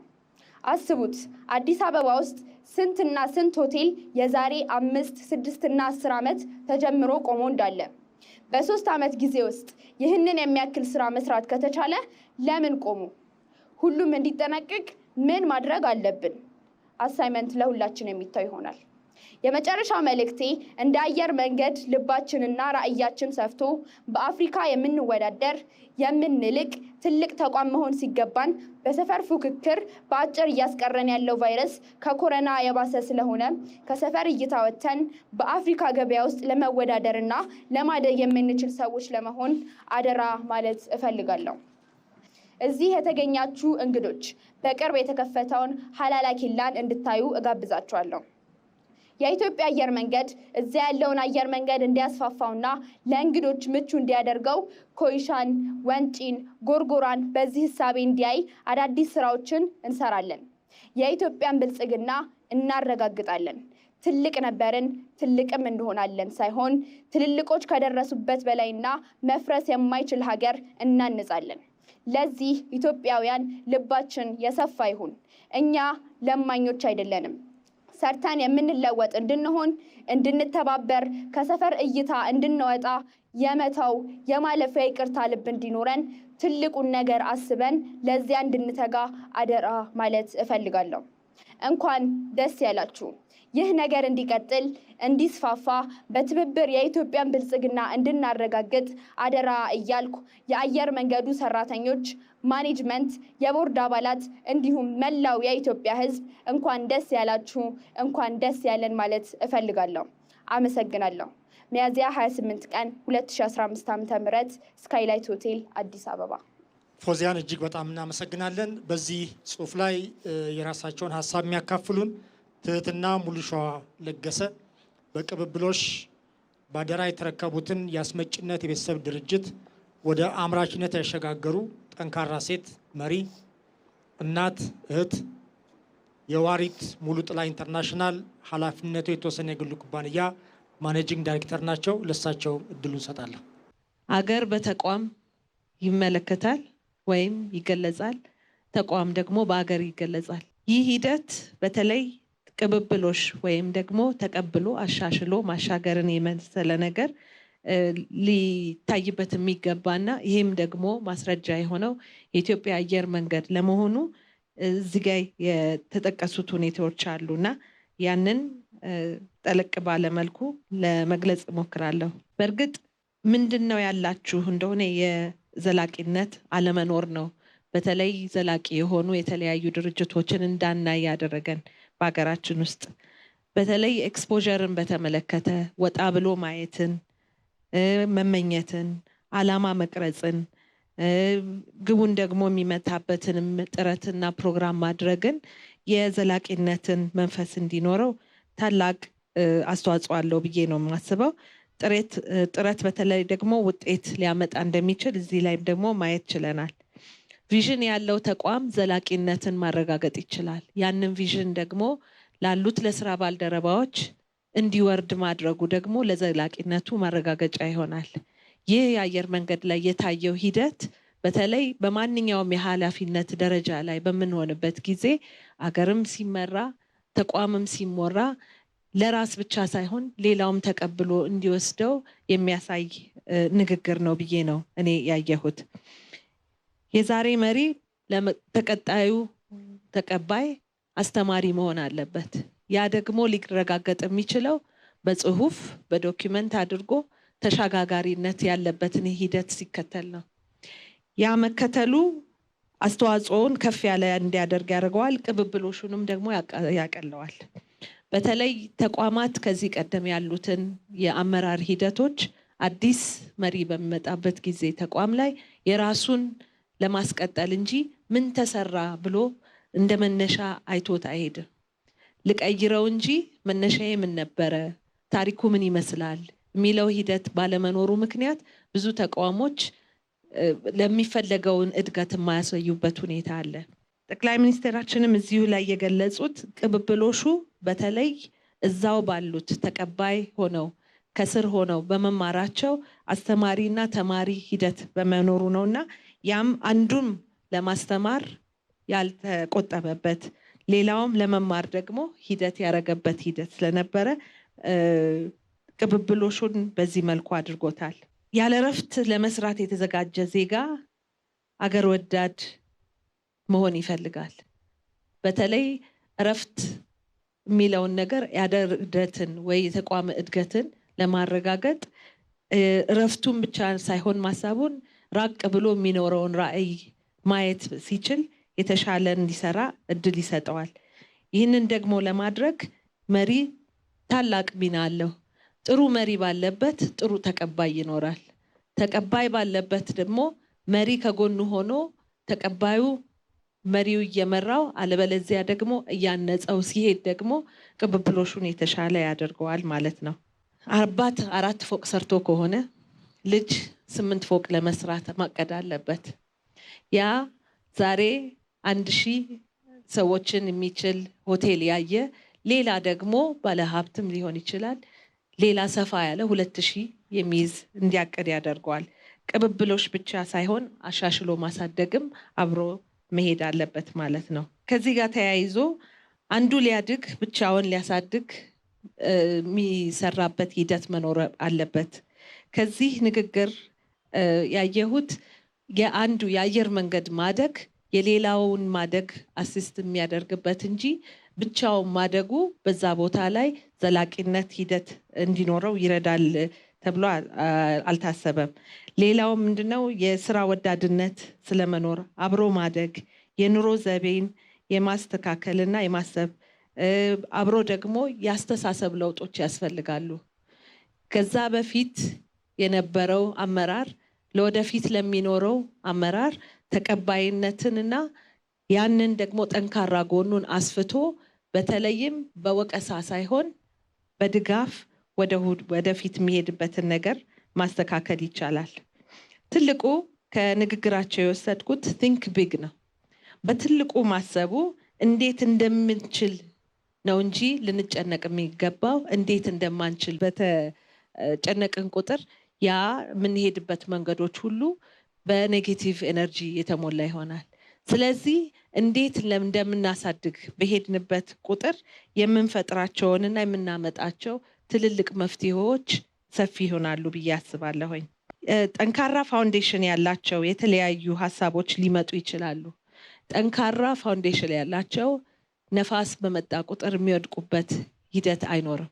ስለዚህ መሰረቱ ጠንካራ እንዲሆን ሁሉም አስተዋጽኦ ካደረገ ያንን ሂደት ላይ በተለይ ተቋማዊ አካሄዶች የግል ሀሳቦችን ማንጸባረቂያ ሳይሆን ተቋማዊ አካሄዶች በተለይ ሲስተም ላይ ዲቨሎፕ የተደረገ ሂደቶች ዘላቂነት ይኖራቸዋል ብዬ አስባለሁኝ። እጅግ በጣም እናመሰግናለን ወይዘሮ ትህትና። የተቋም ዘላቂነት ቀጣይነት የሚታየው በእንዲህ አይነት ጥረትና ልፋት ነውና ጥሩ ማብራሪያ ነው የሰጡን። ከዚህ በመቀጠል ገጽ 191 ላይ የአረንጓዴ አሻራ የሁለተኛው ምዕራፍ መርሃ ግብር ማስጀመሪያ መልእክትን ፍርቱና ደሴ የ9ኛ ክፍል ተማሪ ነች እንድታነብልን እጋብዛለሁ። በዚህ ዓመት የምንጀምረው የሁለተኛው ዙር የመጀመሪያው ዓመት የአረንጓዴ አሻራ መርሃ ግብር መሪ ቃል ነገን ዛሬ እንትከል ይላል። በዚህ ስፍራ እንደምታዩት ይህ ውብ የማንጎ ዛፍ ልክ እንደ ቤት ጥላ ሆኖ ላይን ይማርካል። ፍሬው ይበላል፣ ከዚያም አልፎ ልክ እንደ ቤት ያገለግላል። ይህንን ምርጥ ቦታ ያየነው አርቀው በሚያዩ ኢትዮጵያውያን ነው። ትላንት የተከልነው ዛሬ ለእኛ ውብ መሰብሰቢያ ቦታ ይተውልን። እኛም ለሚቀጥሉ ትውልድ የሚተው መልካም ነገር ማኖር ካለብን አንደኛውና ቀላሉ ነገር ነገን ዛሬ መትከል ነው። ያደላቸው የበረቱ ሀገራት ለልጆቻቸው መሰረተ ልማት ሰርተው ገንዘብ በባንክ አስቀምጠው ጥሪት አኑረው ወረት አኑረው ለልጆቻችን ለሚቀጥለው ትውልድ ይኑር ይላሉ። እኛ ኢትዮጵያውያን ቢያንስ ለልጆቻችን ባንክ ገንዘብ ማስቀመጥ ባንችል በየመስኩ በየተራራው የምናኖረው ዛፍ ቢኖር ይህ ዛፍ ምግብ ይሆናል። ይህ ዛፍ መድኃኒት ይሆናል። ይህ ዛፍ ዓለምን ከሚያሰጉ ዋና ዋና ጉዳዮች ውስጥ አንደኛና ዋነኛ የሆነውን የአየር ንብረት ለውጥ በሚመለከት ሊመጣ ያለውን አደጋ ለማስቀረትም በከፍተኛ ደረጃ የሚያግዝ ስለሆነ ዛፍ መትከል መድኃኒት መትከል፣ ዛፍ መትከል ምግብ መትከል፣ ዛፍ መትከል ውበትን መትከል፣ ዛፍ መትከል ኃይለኛ ውሃ ተቀናጅቶ ሊያጠፋን ሲመጣ የሚከላከል አጥር ድንበር መስራት፣ ዛፍ መትከል ከተፈጥሮ ጋር መስማማትና መግባባት ነው። በዚህ ምክንያት ከምንሰራቸው አንኳር ስራዎች መካከል አንደኛውና ዋነኛው የሆነው ለሁላችንም የሚጠቅም ለልጆቻችን ደግሞ የሚያኮራ ውርስ ስለሚሆን እያንዳንዱ ኢትዮጵያዊ ሴት፣ ወንድ፣ ትልቅ፣ ትንሽ፣ መምህር፣ ተማሪ፣ አርሶ አደር፣ ነጋዴ፣ ባለስልጣን በተቀናጀና በተደመረ መንገድ ሁላችንም ልንሰራው ልንከውነው የሚገባ አንድ ሀገራዊ ቁም ነገር የወል እውነት ካለ ለልጆቻችን መልካም የሆነና አረንጓዴ የሆነች ኢትዮጵያን መተው ነው። በዚህ ጉዳይ ሁላችንም መረባረብ ይኖርብናል። ባለፉት 4 ዓመታት 20 ቢሊየን ችግኝ ለመትከል አቅደን 25 ቢሊየን ችግኝ ተክለናል። በዚህኛውም በሚቀጥሉት 4 ዓመታት የዚህን ክረምት ጨምሮ ተጨማሪ 25 ቢሊየን ችግኝ በመትከል በድምሩ ከዓለም አንደኛውን ደን የመትከል ፕሮጀክት 50 ቢሊየን ችግኝ የመትከል ስራ ይሆናል። ከዓለም በድህነት፣ ከዓለም በችግር፣ ከዓለም በድርቅ የታወቅንባቸው ብዙ አሉታዊ እውቅና ያገኘንባቸው ጉዳዮች ያሉ ቢሆንም ቢያንስ 50 ቢሊዮን ችግኝ በመትከል በዓለም የመጀመሪያውን ከባቢ የመጠበቅ አኩሪ ተግባር ሰራተኞች ስለሆንን እኔም እናንተም እንኳን ደስ አለን። ለዚህ እድል ለዚህ ክብር ስላበቃን ይህም በታማኝነት የምንፈጽም ለመሆን ደግሞ እንዲያበቃን እመኛለሁ። ዘንድሮ የምንጀምረው ሁለተኛው ዙር ከዚህ ቀደም የተከልናቸው የሚለየው በብዛት ብቻ ሳይሆን ጥራት ላይ ያተኮረ መሆኑ ነው። ፍራፍሬ ላይ ባለፉት 2-3 ዓመታት በተለይም ማንጎ፣ ሙዝ፣ ፓፓያ፣ አቮካዶን ጨምሮ ሻል ያለ ውጤት አስመዝግበናል። በዚህኛው 4 ዓመት ማተኮር ያለብን መንደሪን፣ ጊሽጣ፣ ኮክ፣ ከሁሉም በላይ ደግሞ አፕል ማስፋፋት ይኖርብናል። አፕል በወይና ደጋና ደጋ ከፍተኛ ቦታዎች ላይ በስፋት ሊመረት ይችላል። የእኛ ከፍተኛ ቦታዎች ደግሞ እንደምታውቁት ለምግብነት የሚውል ዛፍ የላቸው።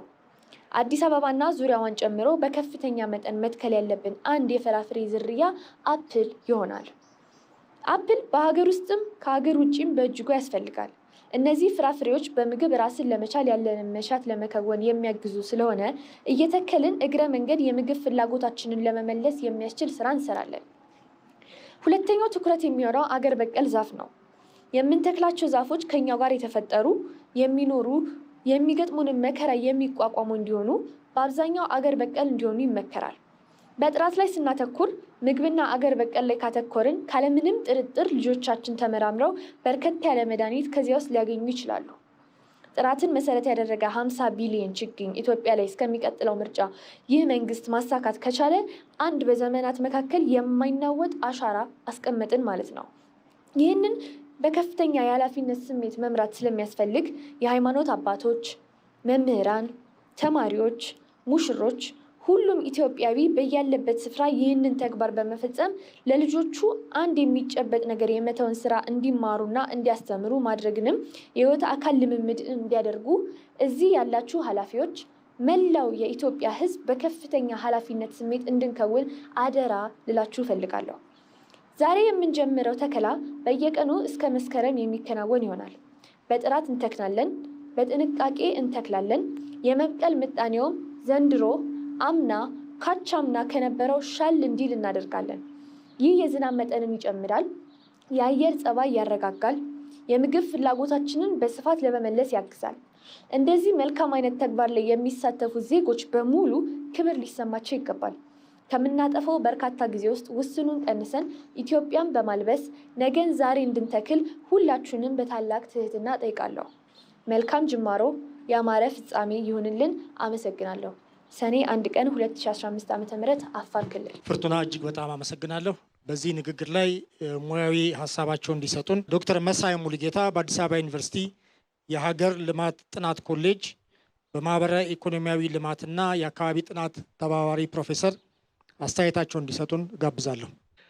እኔም 6ኛ እትም የሆነውን የክቡር ጠቅላይ ሚኒስትር ዶክተር አብይ አህመድ የ2015 ንግግሮች የያዘውን ከመስከረም እስከ መስከረም ከተሰኘው መጽሐፍ ውስጥ የአረንጓዴ አሻራ 2ኛ ምዕራፍ ማስጀመሪያ ንግግር በደንብ አንብቤያለሁ። ስለሆነም ከዚህ የአረንጓዴ አሻራ ኢኒሼቲቭ ጋር በተያያዘ በተወሰኑ ጉዳዮች ላይ ሙያዊ ሀሳቤን ማንሳት እፈልጋለሁ።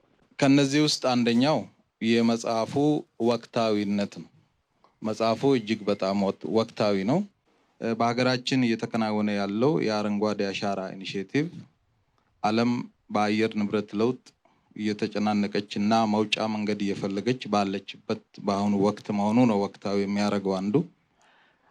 ሁላችሁም እንደምታውቁት ሳይንቲስቶችም በዓለም አቀፍ ደረጃ እየተነበዩ ያሉት ከሆነ በዓለማችን ሁለቱ ዋልታዎች በሰሜንና በደቡብ አካባቢ ያሉ የበረዶ ግግር መቅለጥ፣ የባህር ከፍታ መጨመር፣ የበለጠ ኃይለኛ የሙቀት ሞገዶች መከሰት፣ ድርቅና ጎርፍ አደጋዎች መብዛት እየተመለከትን ነው ያለነው በአሁኑ ጊዜ።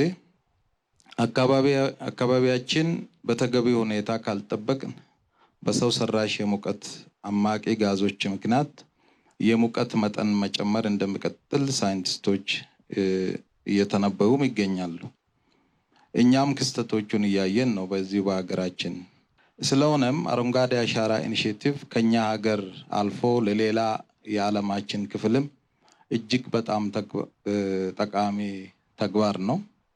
ስለሆነም የመጽሐፉ መታተም የዚህ የንግግሩ መታተም እና መሰነድ በጣም ወቅታዊና አስፈላጊ ያደርገዋል። እንደ ሞዴልም ለሌሎች ሀገሮችም አልፎ ሊጠቅም የሚችል የተመሰገነ ተግባር እንደሆነ ነው የተገነዘብኩት ማለት ነው። ሁለተኛው ሀሳብ መስጠት የሚፈልገው ዘላቂ ልማት ወይንም ሰስቴናብል ዴቨሎፕመንት ከመፍጠር አንጻር ንግግሩ ያለውን ጠቀሜታ ነው። ሁላችሁም እንደምታውቁት አንድ ሀገር ዘላቂ ልማት በአንድ ወቅት የተገኘ ወይንም የታጣው ገቢ ብቻ የሚወሰን አይደለም። ዘላቂ ልማት ወይንም ዘላቂ እድገት የምንለው ከተፈጥሮ አካባቢ ጥበቃና ከአካባቢ ደህንነት ጋር በቀጥታ ይገናኛል።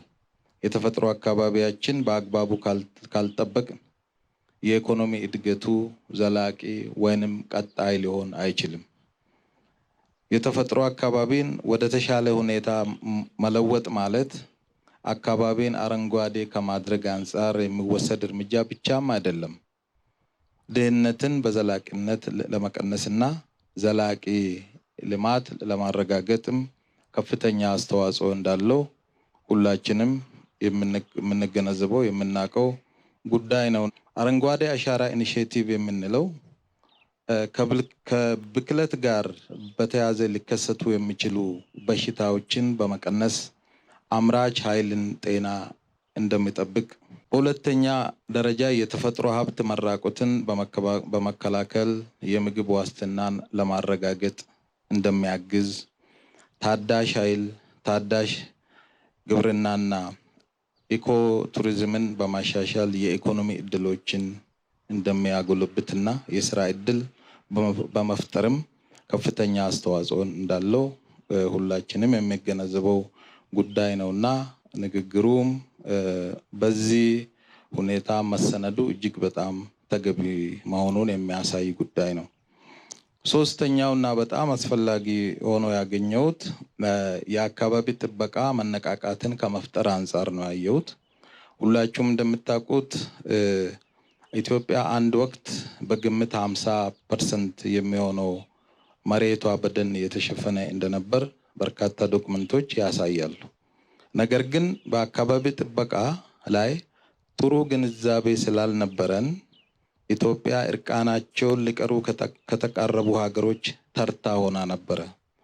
ይሄ ያለ ገደብ የደን መጨፍጨፍና የተጨፈጨፈውን ያለመተካት ጉዳይ ውድ ባዮዳይቨርሲቲዎችን ማጥፋትን ጨምሮ ስፍር ቁጥር የሌላቸው ችግሮችን እንዳስከተለ ሁላችንም የምናውቀው ነው። በግሪን ሌጋሲ ማዕቀፍ ከቅርብ ዓመታት ወዲህ ኢትዮጵያ በአስደናቂ ሁኔታ የአካባቢ የመታደስ ጉዞ እንደጀመረች ሁላችንም የምንገነዘበው የምናውቀውና በጣም የምናከብረው አሰራርም ነው። ይሄ ውጥን ኢትዮጵያውያን በማበረታታት ችግኞችን እንዲተክሉና እንዲንከባከቡ አነቃቅቷል። በዚህ ምክንያት በመላ ሀገሪቱ ለምለምና አረንጓዴ ፓርኮችን፣ ደኖችን ማየት እንደጀመርን ሁላችንም የምናውቀው ጉዳይ ነው። የተፈጥሮ ምንጮችና ትንንሽ የውሃ አካላትም ወደ ቦታቸው እየተመለሱ ነው። አራተኛው የስራ እድልን ከመፍጠር አንጻርም ያየሁት ጉዳይ አለ። ሁላችሁም እንደምታውቁት የአረንጓዴ አሻራ ኢኒሼቲቭ የአየር ንብረት ለውጥን ጉዳትን ከመከላከል ባለፈ ለዜጎች ኢኮኖሚያዊ እድል ፈጥሯል። ስለሆነም ይሄ ኢኒሼቲቭ የስራ እድልንም እየፈጠረና አሁን በሀገራችንም በአፍሪካም እየታየ ያለውን የስራ አጥነትን ቁጥር በመቀነስ አንጻር ከፍተኛ አስተዋጽኦ እያደረገ እንደሆነ እንገነዘባለን። በመጨረሻ የማነሳው ይሄ ኢኒሼቲቭ ኢትዮጵያውያን ለጋራ ዓላማ ከማሰባሰብ አንጻር ከህዳሴ ግድብ ቀጥሎ ትልቁ እንደሆነ ነው የተገነዘብኩትና በመሆኑም ይሄ የክቡር ጠቅላይ ሚኒስትር ዶክተር አብይ አህመድ በዚህ አግባብ ተሰንዶ መቀመጡ ለትውልድም እጅግ በጣም ጠቃሚ መልእክት እያስተላለፈ እንደሆነ ነው የተረዳሁት ለማለት እፈልጋለሁ። እግዚአብሔር ይስጥልኝ። አመሰግናለሁ። ዶክተር መሳይ ሙልጌታ እጅግ በጣም አመሰግናለሁ። ከተለያየ አቅጣጫ አይተው ይህን ሀሳብ ስለሰጡን። ከዚህ በመቀጠል ኢትዮጵያ የብሪክስ አባል ሆነች በሚል ርዕስ ገጽ 233 ላይ የቀረበውን ንግግር ሲያም ዱላ የ11ኛ ክፍል ተማሪ ነች። እሷ ታነበልንና ከዛ ወደ አስተያየቱ እንሄዳለን። ብሪክስ ከቅርብ ጊዜ ወዲህ በዓለም ላይ ካሉ ስብስቦች መካከል በህዝብ ብዛት፣ በኢኮኖሚ አቅሙ፣ በመደመጥ አቅሙ እያደገ የመጣ ቡድን ነው። ይህ ቡድን እያደገ ከመጣ በኋላ ከ40 የማያንሱ ሀገራት ብሪክስን ለመቀላቀል ፍላጎት አሳይተዋል። ከነዚህ ውስጥ 6 ሀገራት በአሁኑ መመዘኛውን አሟልተው የብሪክስ አባል መሆን ችለዋል። ይህ ለኢትዮጵያና ለኢትዮጵያ ሕዝብ ብሎም ለአፍሪካ ትልቅ ኩራትና የዲፕሎማሲ ድል ነው። አንደኛ፣ ኢትዮጵያ ስትመረጥ ታሪኳ፣ የህዝብ ብዛቷ በተለይ አሁን በዓለም ላይ ከፍተኛ እድገት እያመጡ ካሉ ጥቂት ሀገራት መካከል አንዷ መሆኗ በእነዚህ ሀገራት ስለታመነበት ነው። ኢትዮጵያ ውስጥ ያለው የአረንጓዴ አሻራ፣ የአረንጓዴ ታዳሽ ኃይልና በግብርና ራስን ለመቻል እየተደረገ ያለው ጥረት እንዲሁም አጠቃላይ የሀገራዊ ምርት ወይም ጂዲፒ እድገት በዓለም ላይ በቁጥር ከሚጠቀሱ ከፍተኛ እድገት ካመጡ ሀገራት አንዷ በመሆናችን የኢትዮጵያ የመደመጥ አቅም እያደገ በመምጣቱ ኢትዮጵያን ማስገባት የደቡብ ትስስሩን እውን ያደርገዋል።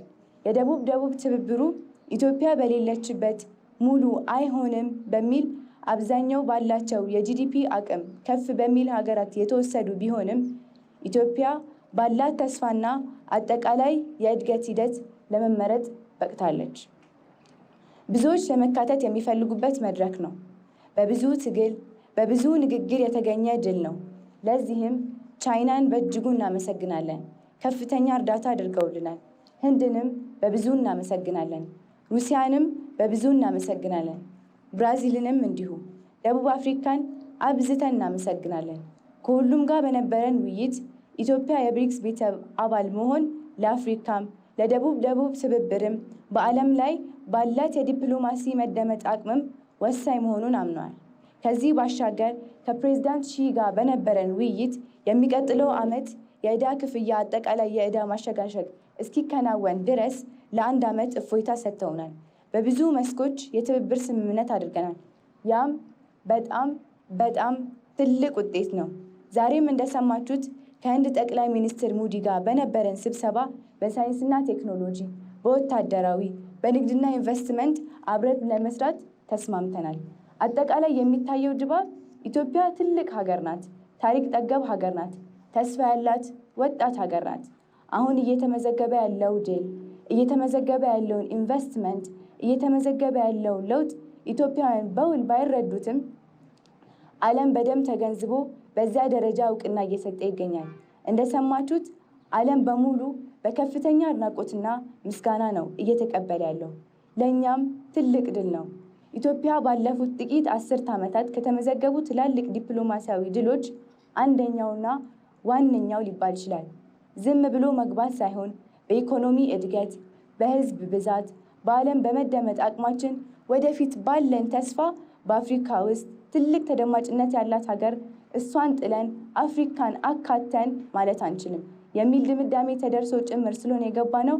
ቡድን ውስጥ መቀላቀላችን ብቻ ሳይሆን በቡድን ውስጥ ባሉ አባላት ያለንን ተደማጭነትና ያለንን ግንኙነት ጠንካራ እንዲሆን አድርጓል። ይህም በጣም ትልቅ ድል ነው። ለመላ ኢትዮጵያ ህዝብ እንኳን ደስ ያላችሁ፣ እንኳን ደስ ያለን ማለት እፈልጋለሁ። በተደጋጋሚ እንዳልኩት ወደፊትም ይቀጥላል። ኢትዮጵያ ትበለጽጋለች፣ የአፍሪካ ኃይል ምንጭ ትሆናለች፣ በአፍሪካ ውስጥ ትልቅ ተደማጭነት ካላቸው ሀገራት ትሆናለች። ባልገባንባቸውና መግባት በሚገቡ መድረኮች ሁሉ እየተሳተፈች ድምጿን በአህጉር ደረጃና በዓለም ደረጃ የምታስደምጥ ሀገር ትሆናለች። በውስጣችን ጥቃቅን ችግሮች አሉ፣ ያልገቡን ነገሮች አሉ።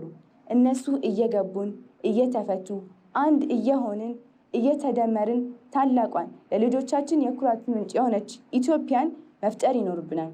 ጉዟችን ይህን ነው የሚያመላክተው። በስንዴ ያገኘነው ድል፣ በአረንጓዴ አሻራ ያገኘነውን ድል፣ በከተሜነት እየፈጠርነው ያለውን ድልና አጠቃላይ በጂዲፒ ያመጣነውን እድገት አሁን በዲፕሎማሲ እየደገምን ነው። ይህን አጠናክረን እንቀጥላለን። እንኳን ደስ ያላችሁ፣ እንኳን ደስ ያለን ማለት እፈልጋለሁ። አመሰግናለሁ። ነሐሴ 18 ቀን 2015 ደቡብ አፍሪካ። ሲያም እጅግ በጣም አመሰግናለሁኝ። በዚህ ንግግር ላይ ጆቴ ወርቅ ጉደታ አየለ በኢትዮጵያ ብሔራዊ ባንክ የፋይናንስ ዘርፍ ከፍተኛ አማካሪ ናቸው። በዚህ ላይ አስተያየት እንዲሰጡን በአክብሮት እጋብዛለሁ። በዚህ ንግግር መግቢያ ላይ እንደምናየው ብሪክስ የምንለው ቡድን እንግዲህ በኢኮኖሚ፣ በህዝብ ብዛት እንዲሁም በተደማጭነት እያደገ የመጣ የሀገራት ስብስብ ነው። እነዚህ ሀገራት ለምን ተሰባሰቡ የሚለውን በቅድሚያ ብናይ እንግዲህ እነዚህ ሀገራት የተሰባሰቡት የጋራ በሚያደርጓቸው ጉዳዮች ላይ በትብብር ለመስራት ነው። እንግዲህ የተወሰኑትን እነዚህ የጋራ የምንላቸውን ጉዳዮች ለመጥቀስ አንደኛ አሁን ያለው የዓለም አቀፍ አስተዳደርና ስርዓት በፍትሃዊነትና በእኩልነት ላይ የተመሰረተ እንዲሆን የበኩላቸውን አስተዋጽኦ ለማድረግ ነው። እንዲሁም እያደጉ ያሉ እንደ ኢትዮጵያ ያሉ ሀገራት በእነዚህ አስተዳደሮች እና በዓለም ግንኙነቶች ላይ ያላቸውን ውክልናም ለመጨመር ነው። እንዲሁም አሁን ላይ የምናያቸውን ብዙ የዓለም ተግዳሮቶች ከዚህ በፊቱም ያሉ ችግሮችን እነዚህ የዓለም አስተዳደሮች ለመፍታት የሚያስችል አቅም ለመጨመር ነው። እንዲሁም በተጨማሪ የብሪክስ ማዕቀፍ ውስጥ የሚሳተፉ ሀገሮች ለእድገታቸው ለልማታቸው የትብብር መድረክ ለመፍጠርና አብረው ለመስራት ነው ማለት ነው። እንግዲህ እዚህ ንግግር ላይ እንደምናየው ይህ ብሪክስ የምንለው ስብስብ እንግዲህ የሀገሮች ስብስብ ነው እንጂ ከዚህ በፊት እንደምናውቃቸው ባለብዙ ወገን ተቋማት ድርጅት አይደለም። የራሱ መቀመጫም ሆነ ጽህፈት ቤት የለውም። ይልቁኑ ተግባሮቹን የሚያከናውነው የተለያዩ የመንግስት መዋቅሮችን መንግስታዊ የሆኑ ድርጅቶች በሚያደርጓቸው ስምምነቶች እንዲሁም የሲቪክ ማህበራት በሚደርሱባቸው ትብብሮች ነው ማለት ነው። እንግዲህ ይሄንን ስለ ብሪክስ ካልን ብሪክስ መቀላቀላችን ምን ማለት ነው የሚለውን እዚህ ጽሁፍ ላይ እዚህ ንግግር ላይ በደንብ እናየዋለን። እንግዲህ በክቡር ጠቅላይ ሚኒስትሩ ንግግር ላይ እንደተገለጸው እኛ የብሪክስ አባል ለመሆን ጥያቄ ባቀረብንበት ጊዜ ከ40 የማያንሱ ሀገሮች ተመሳሳይ ጥያቄ አቅርበው ተቀባይነት ያገኘው የ6 ሀገሮች ጥያቄ ነው። ከዚህ ውስጥ እንግዲህ የኢትዮጵያ ጥያቄ ተቀባይነት አግኝቷል ማለት ነው። ይህም ንግግሩ ላይ እንደሰማ ነው ከፍተኛ የሆነ ጥረት ንግግር የጠየቀና ከፍተኛ የሆነ የዲፕሎማሲም ድል ነው ማለት ነው ለኢትዮጵያ።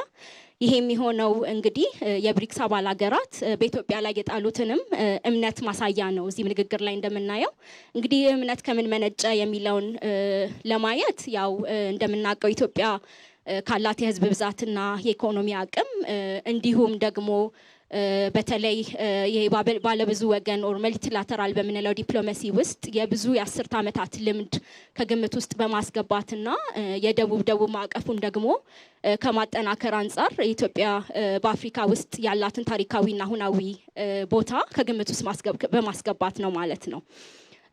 እንግዲህ ብሪክስን መቀላቀላችን ምን ይጠቅማል፣ ኢትዮጵያ ምን ይፈይዳል ወደሚለው ስንመጣ እንግዲህ ብሪክስ በሶስት ዋና ዋና ጉዳዮች ላይ አበክሮ የሚሰራ ህብረት ነው። በመጀመሪያ በፖለቲካና በደህንነት ጉዳዮች፣ በሁለተኛ በህዝብ ለህዝብና ባህል ልውውጦች እንዲሁም በሶስተኛና በዋነኛነት በፋይናንስና በኢኮኖሚ ጉዳዮች ላይ የትብብር ማዕቀፍ ነው ማለት ነው። እንግዲህ እነዚህ ሶስት ዋና ዋና ተግባራት ደግሞ ለማየት እንደሚቻለው ኢትዮጵያ ካስቀመጠቻቸው የልማትና የእድገት ግቦች ጋር በጣም አብሮ የሚሄድ ነው ማለት ነው። እንግዲህ በፋይናንስና በኢኮኖሚ ዙሪያ ያሉትን ትንሽ ዘርዘር አድርጎ ለማየት በፋይናንስ ዙሪያ እንግዲህ ሀገራችን አሁን ከምታገኘው የተለያዩ የፋይናንስ ሶርሶች በተጨማሪ በዚህ ማዕቀፍ ውስጥ ተጨማሪ እገዛ ለማግኘት ይረዳል። በዚህም ዘርፍ ንግግሩም ላይ እንዳደመጥ ነው አንድ ማሳያ የሚሆነው እንግዲህ ያኔ ይሄ ዜና በተበሰረበት ሰዓት ባልተለመደ መልኩና ወጣ ባለ መልኩ ከቻይና ጋር የተደረሰ የብድር እፎይታ ወይም ማሸጋሸግ አንድ በጣም ጥሩ ማሳያ ነው ማለት ነው። ከዚህም በተጨማሪ እንግዲህ የብሪክስ አባል ሀገራት የተወሰኑ አባል ካልሆኑ ሀገሮች ጋር ያቋቋሙት የኒው ዴቨሎፕመንት ባንክ የሚባል ባንክ አለ። ይሄም በተለይ ልማትና ኢንፍራስትራክቸር ጋር ተያይዞ ያሉ የፋይናንስ ፍላጎቶቻቸውን ለማሟላት ያቋቋሙት ነው። እንግዲህ ኢትዮጵያም እዚህ ባንክ ውስጥ ለመግባት ጥያቄ አቅርባ አሁን በሂደት ላይ ነች ማለት ነው። በተጨማሪም እነዚህን ሀገሮች ብራዚልን፣ ህንድን፣ ቻይናን ሌሎቹንም ስናይ በተለይ ባለፉት 5-6 ዓመታት በጣም በመቶ ሚሊዮን የሚቆጠሩ ዜጎቻቸውን በዲጂታል ፋይናንስ ዘርፍ ከፋይናንስ ስርዓቱ ተጠቃሚ ያደረጉና በዚህ ደረጃ ዓለምን እየመሩ ያሉ ሀገራት ናቸው።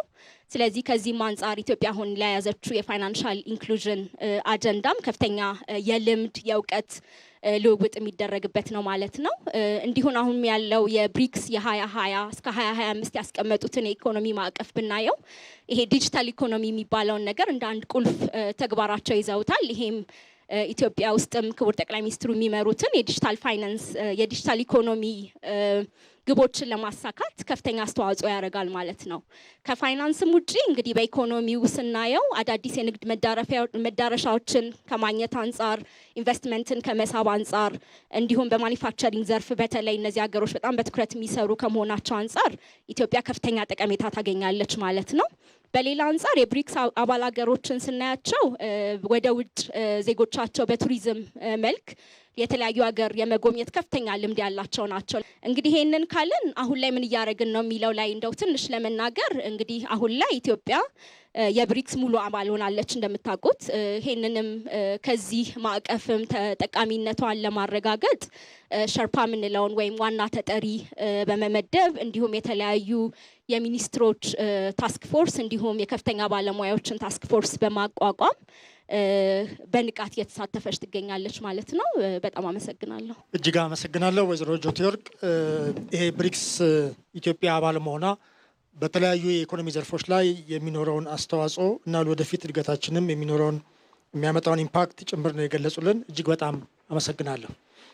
ክቡራትና ክቡራን እንግዶቻችን፣ ተማሪዎች በንባብ ምሁራን የግል ምልከታችሁን በማካፈል አብራችሁን ስለቆያችሁ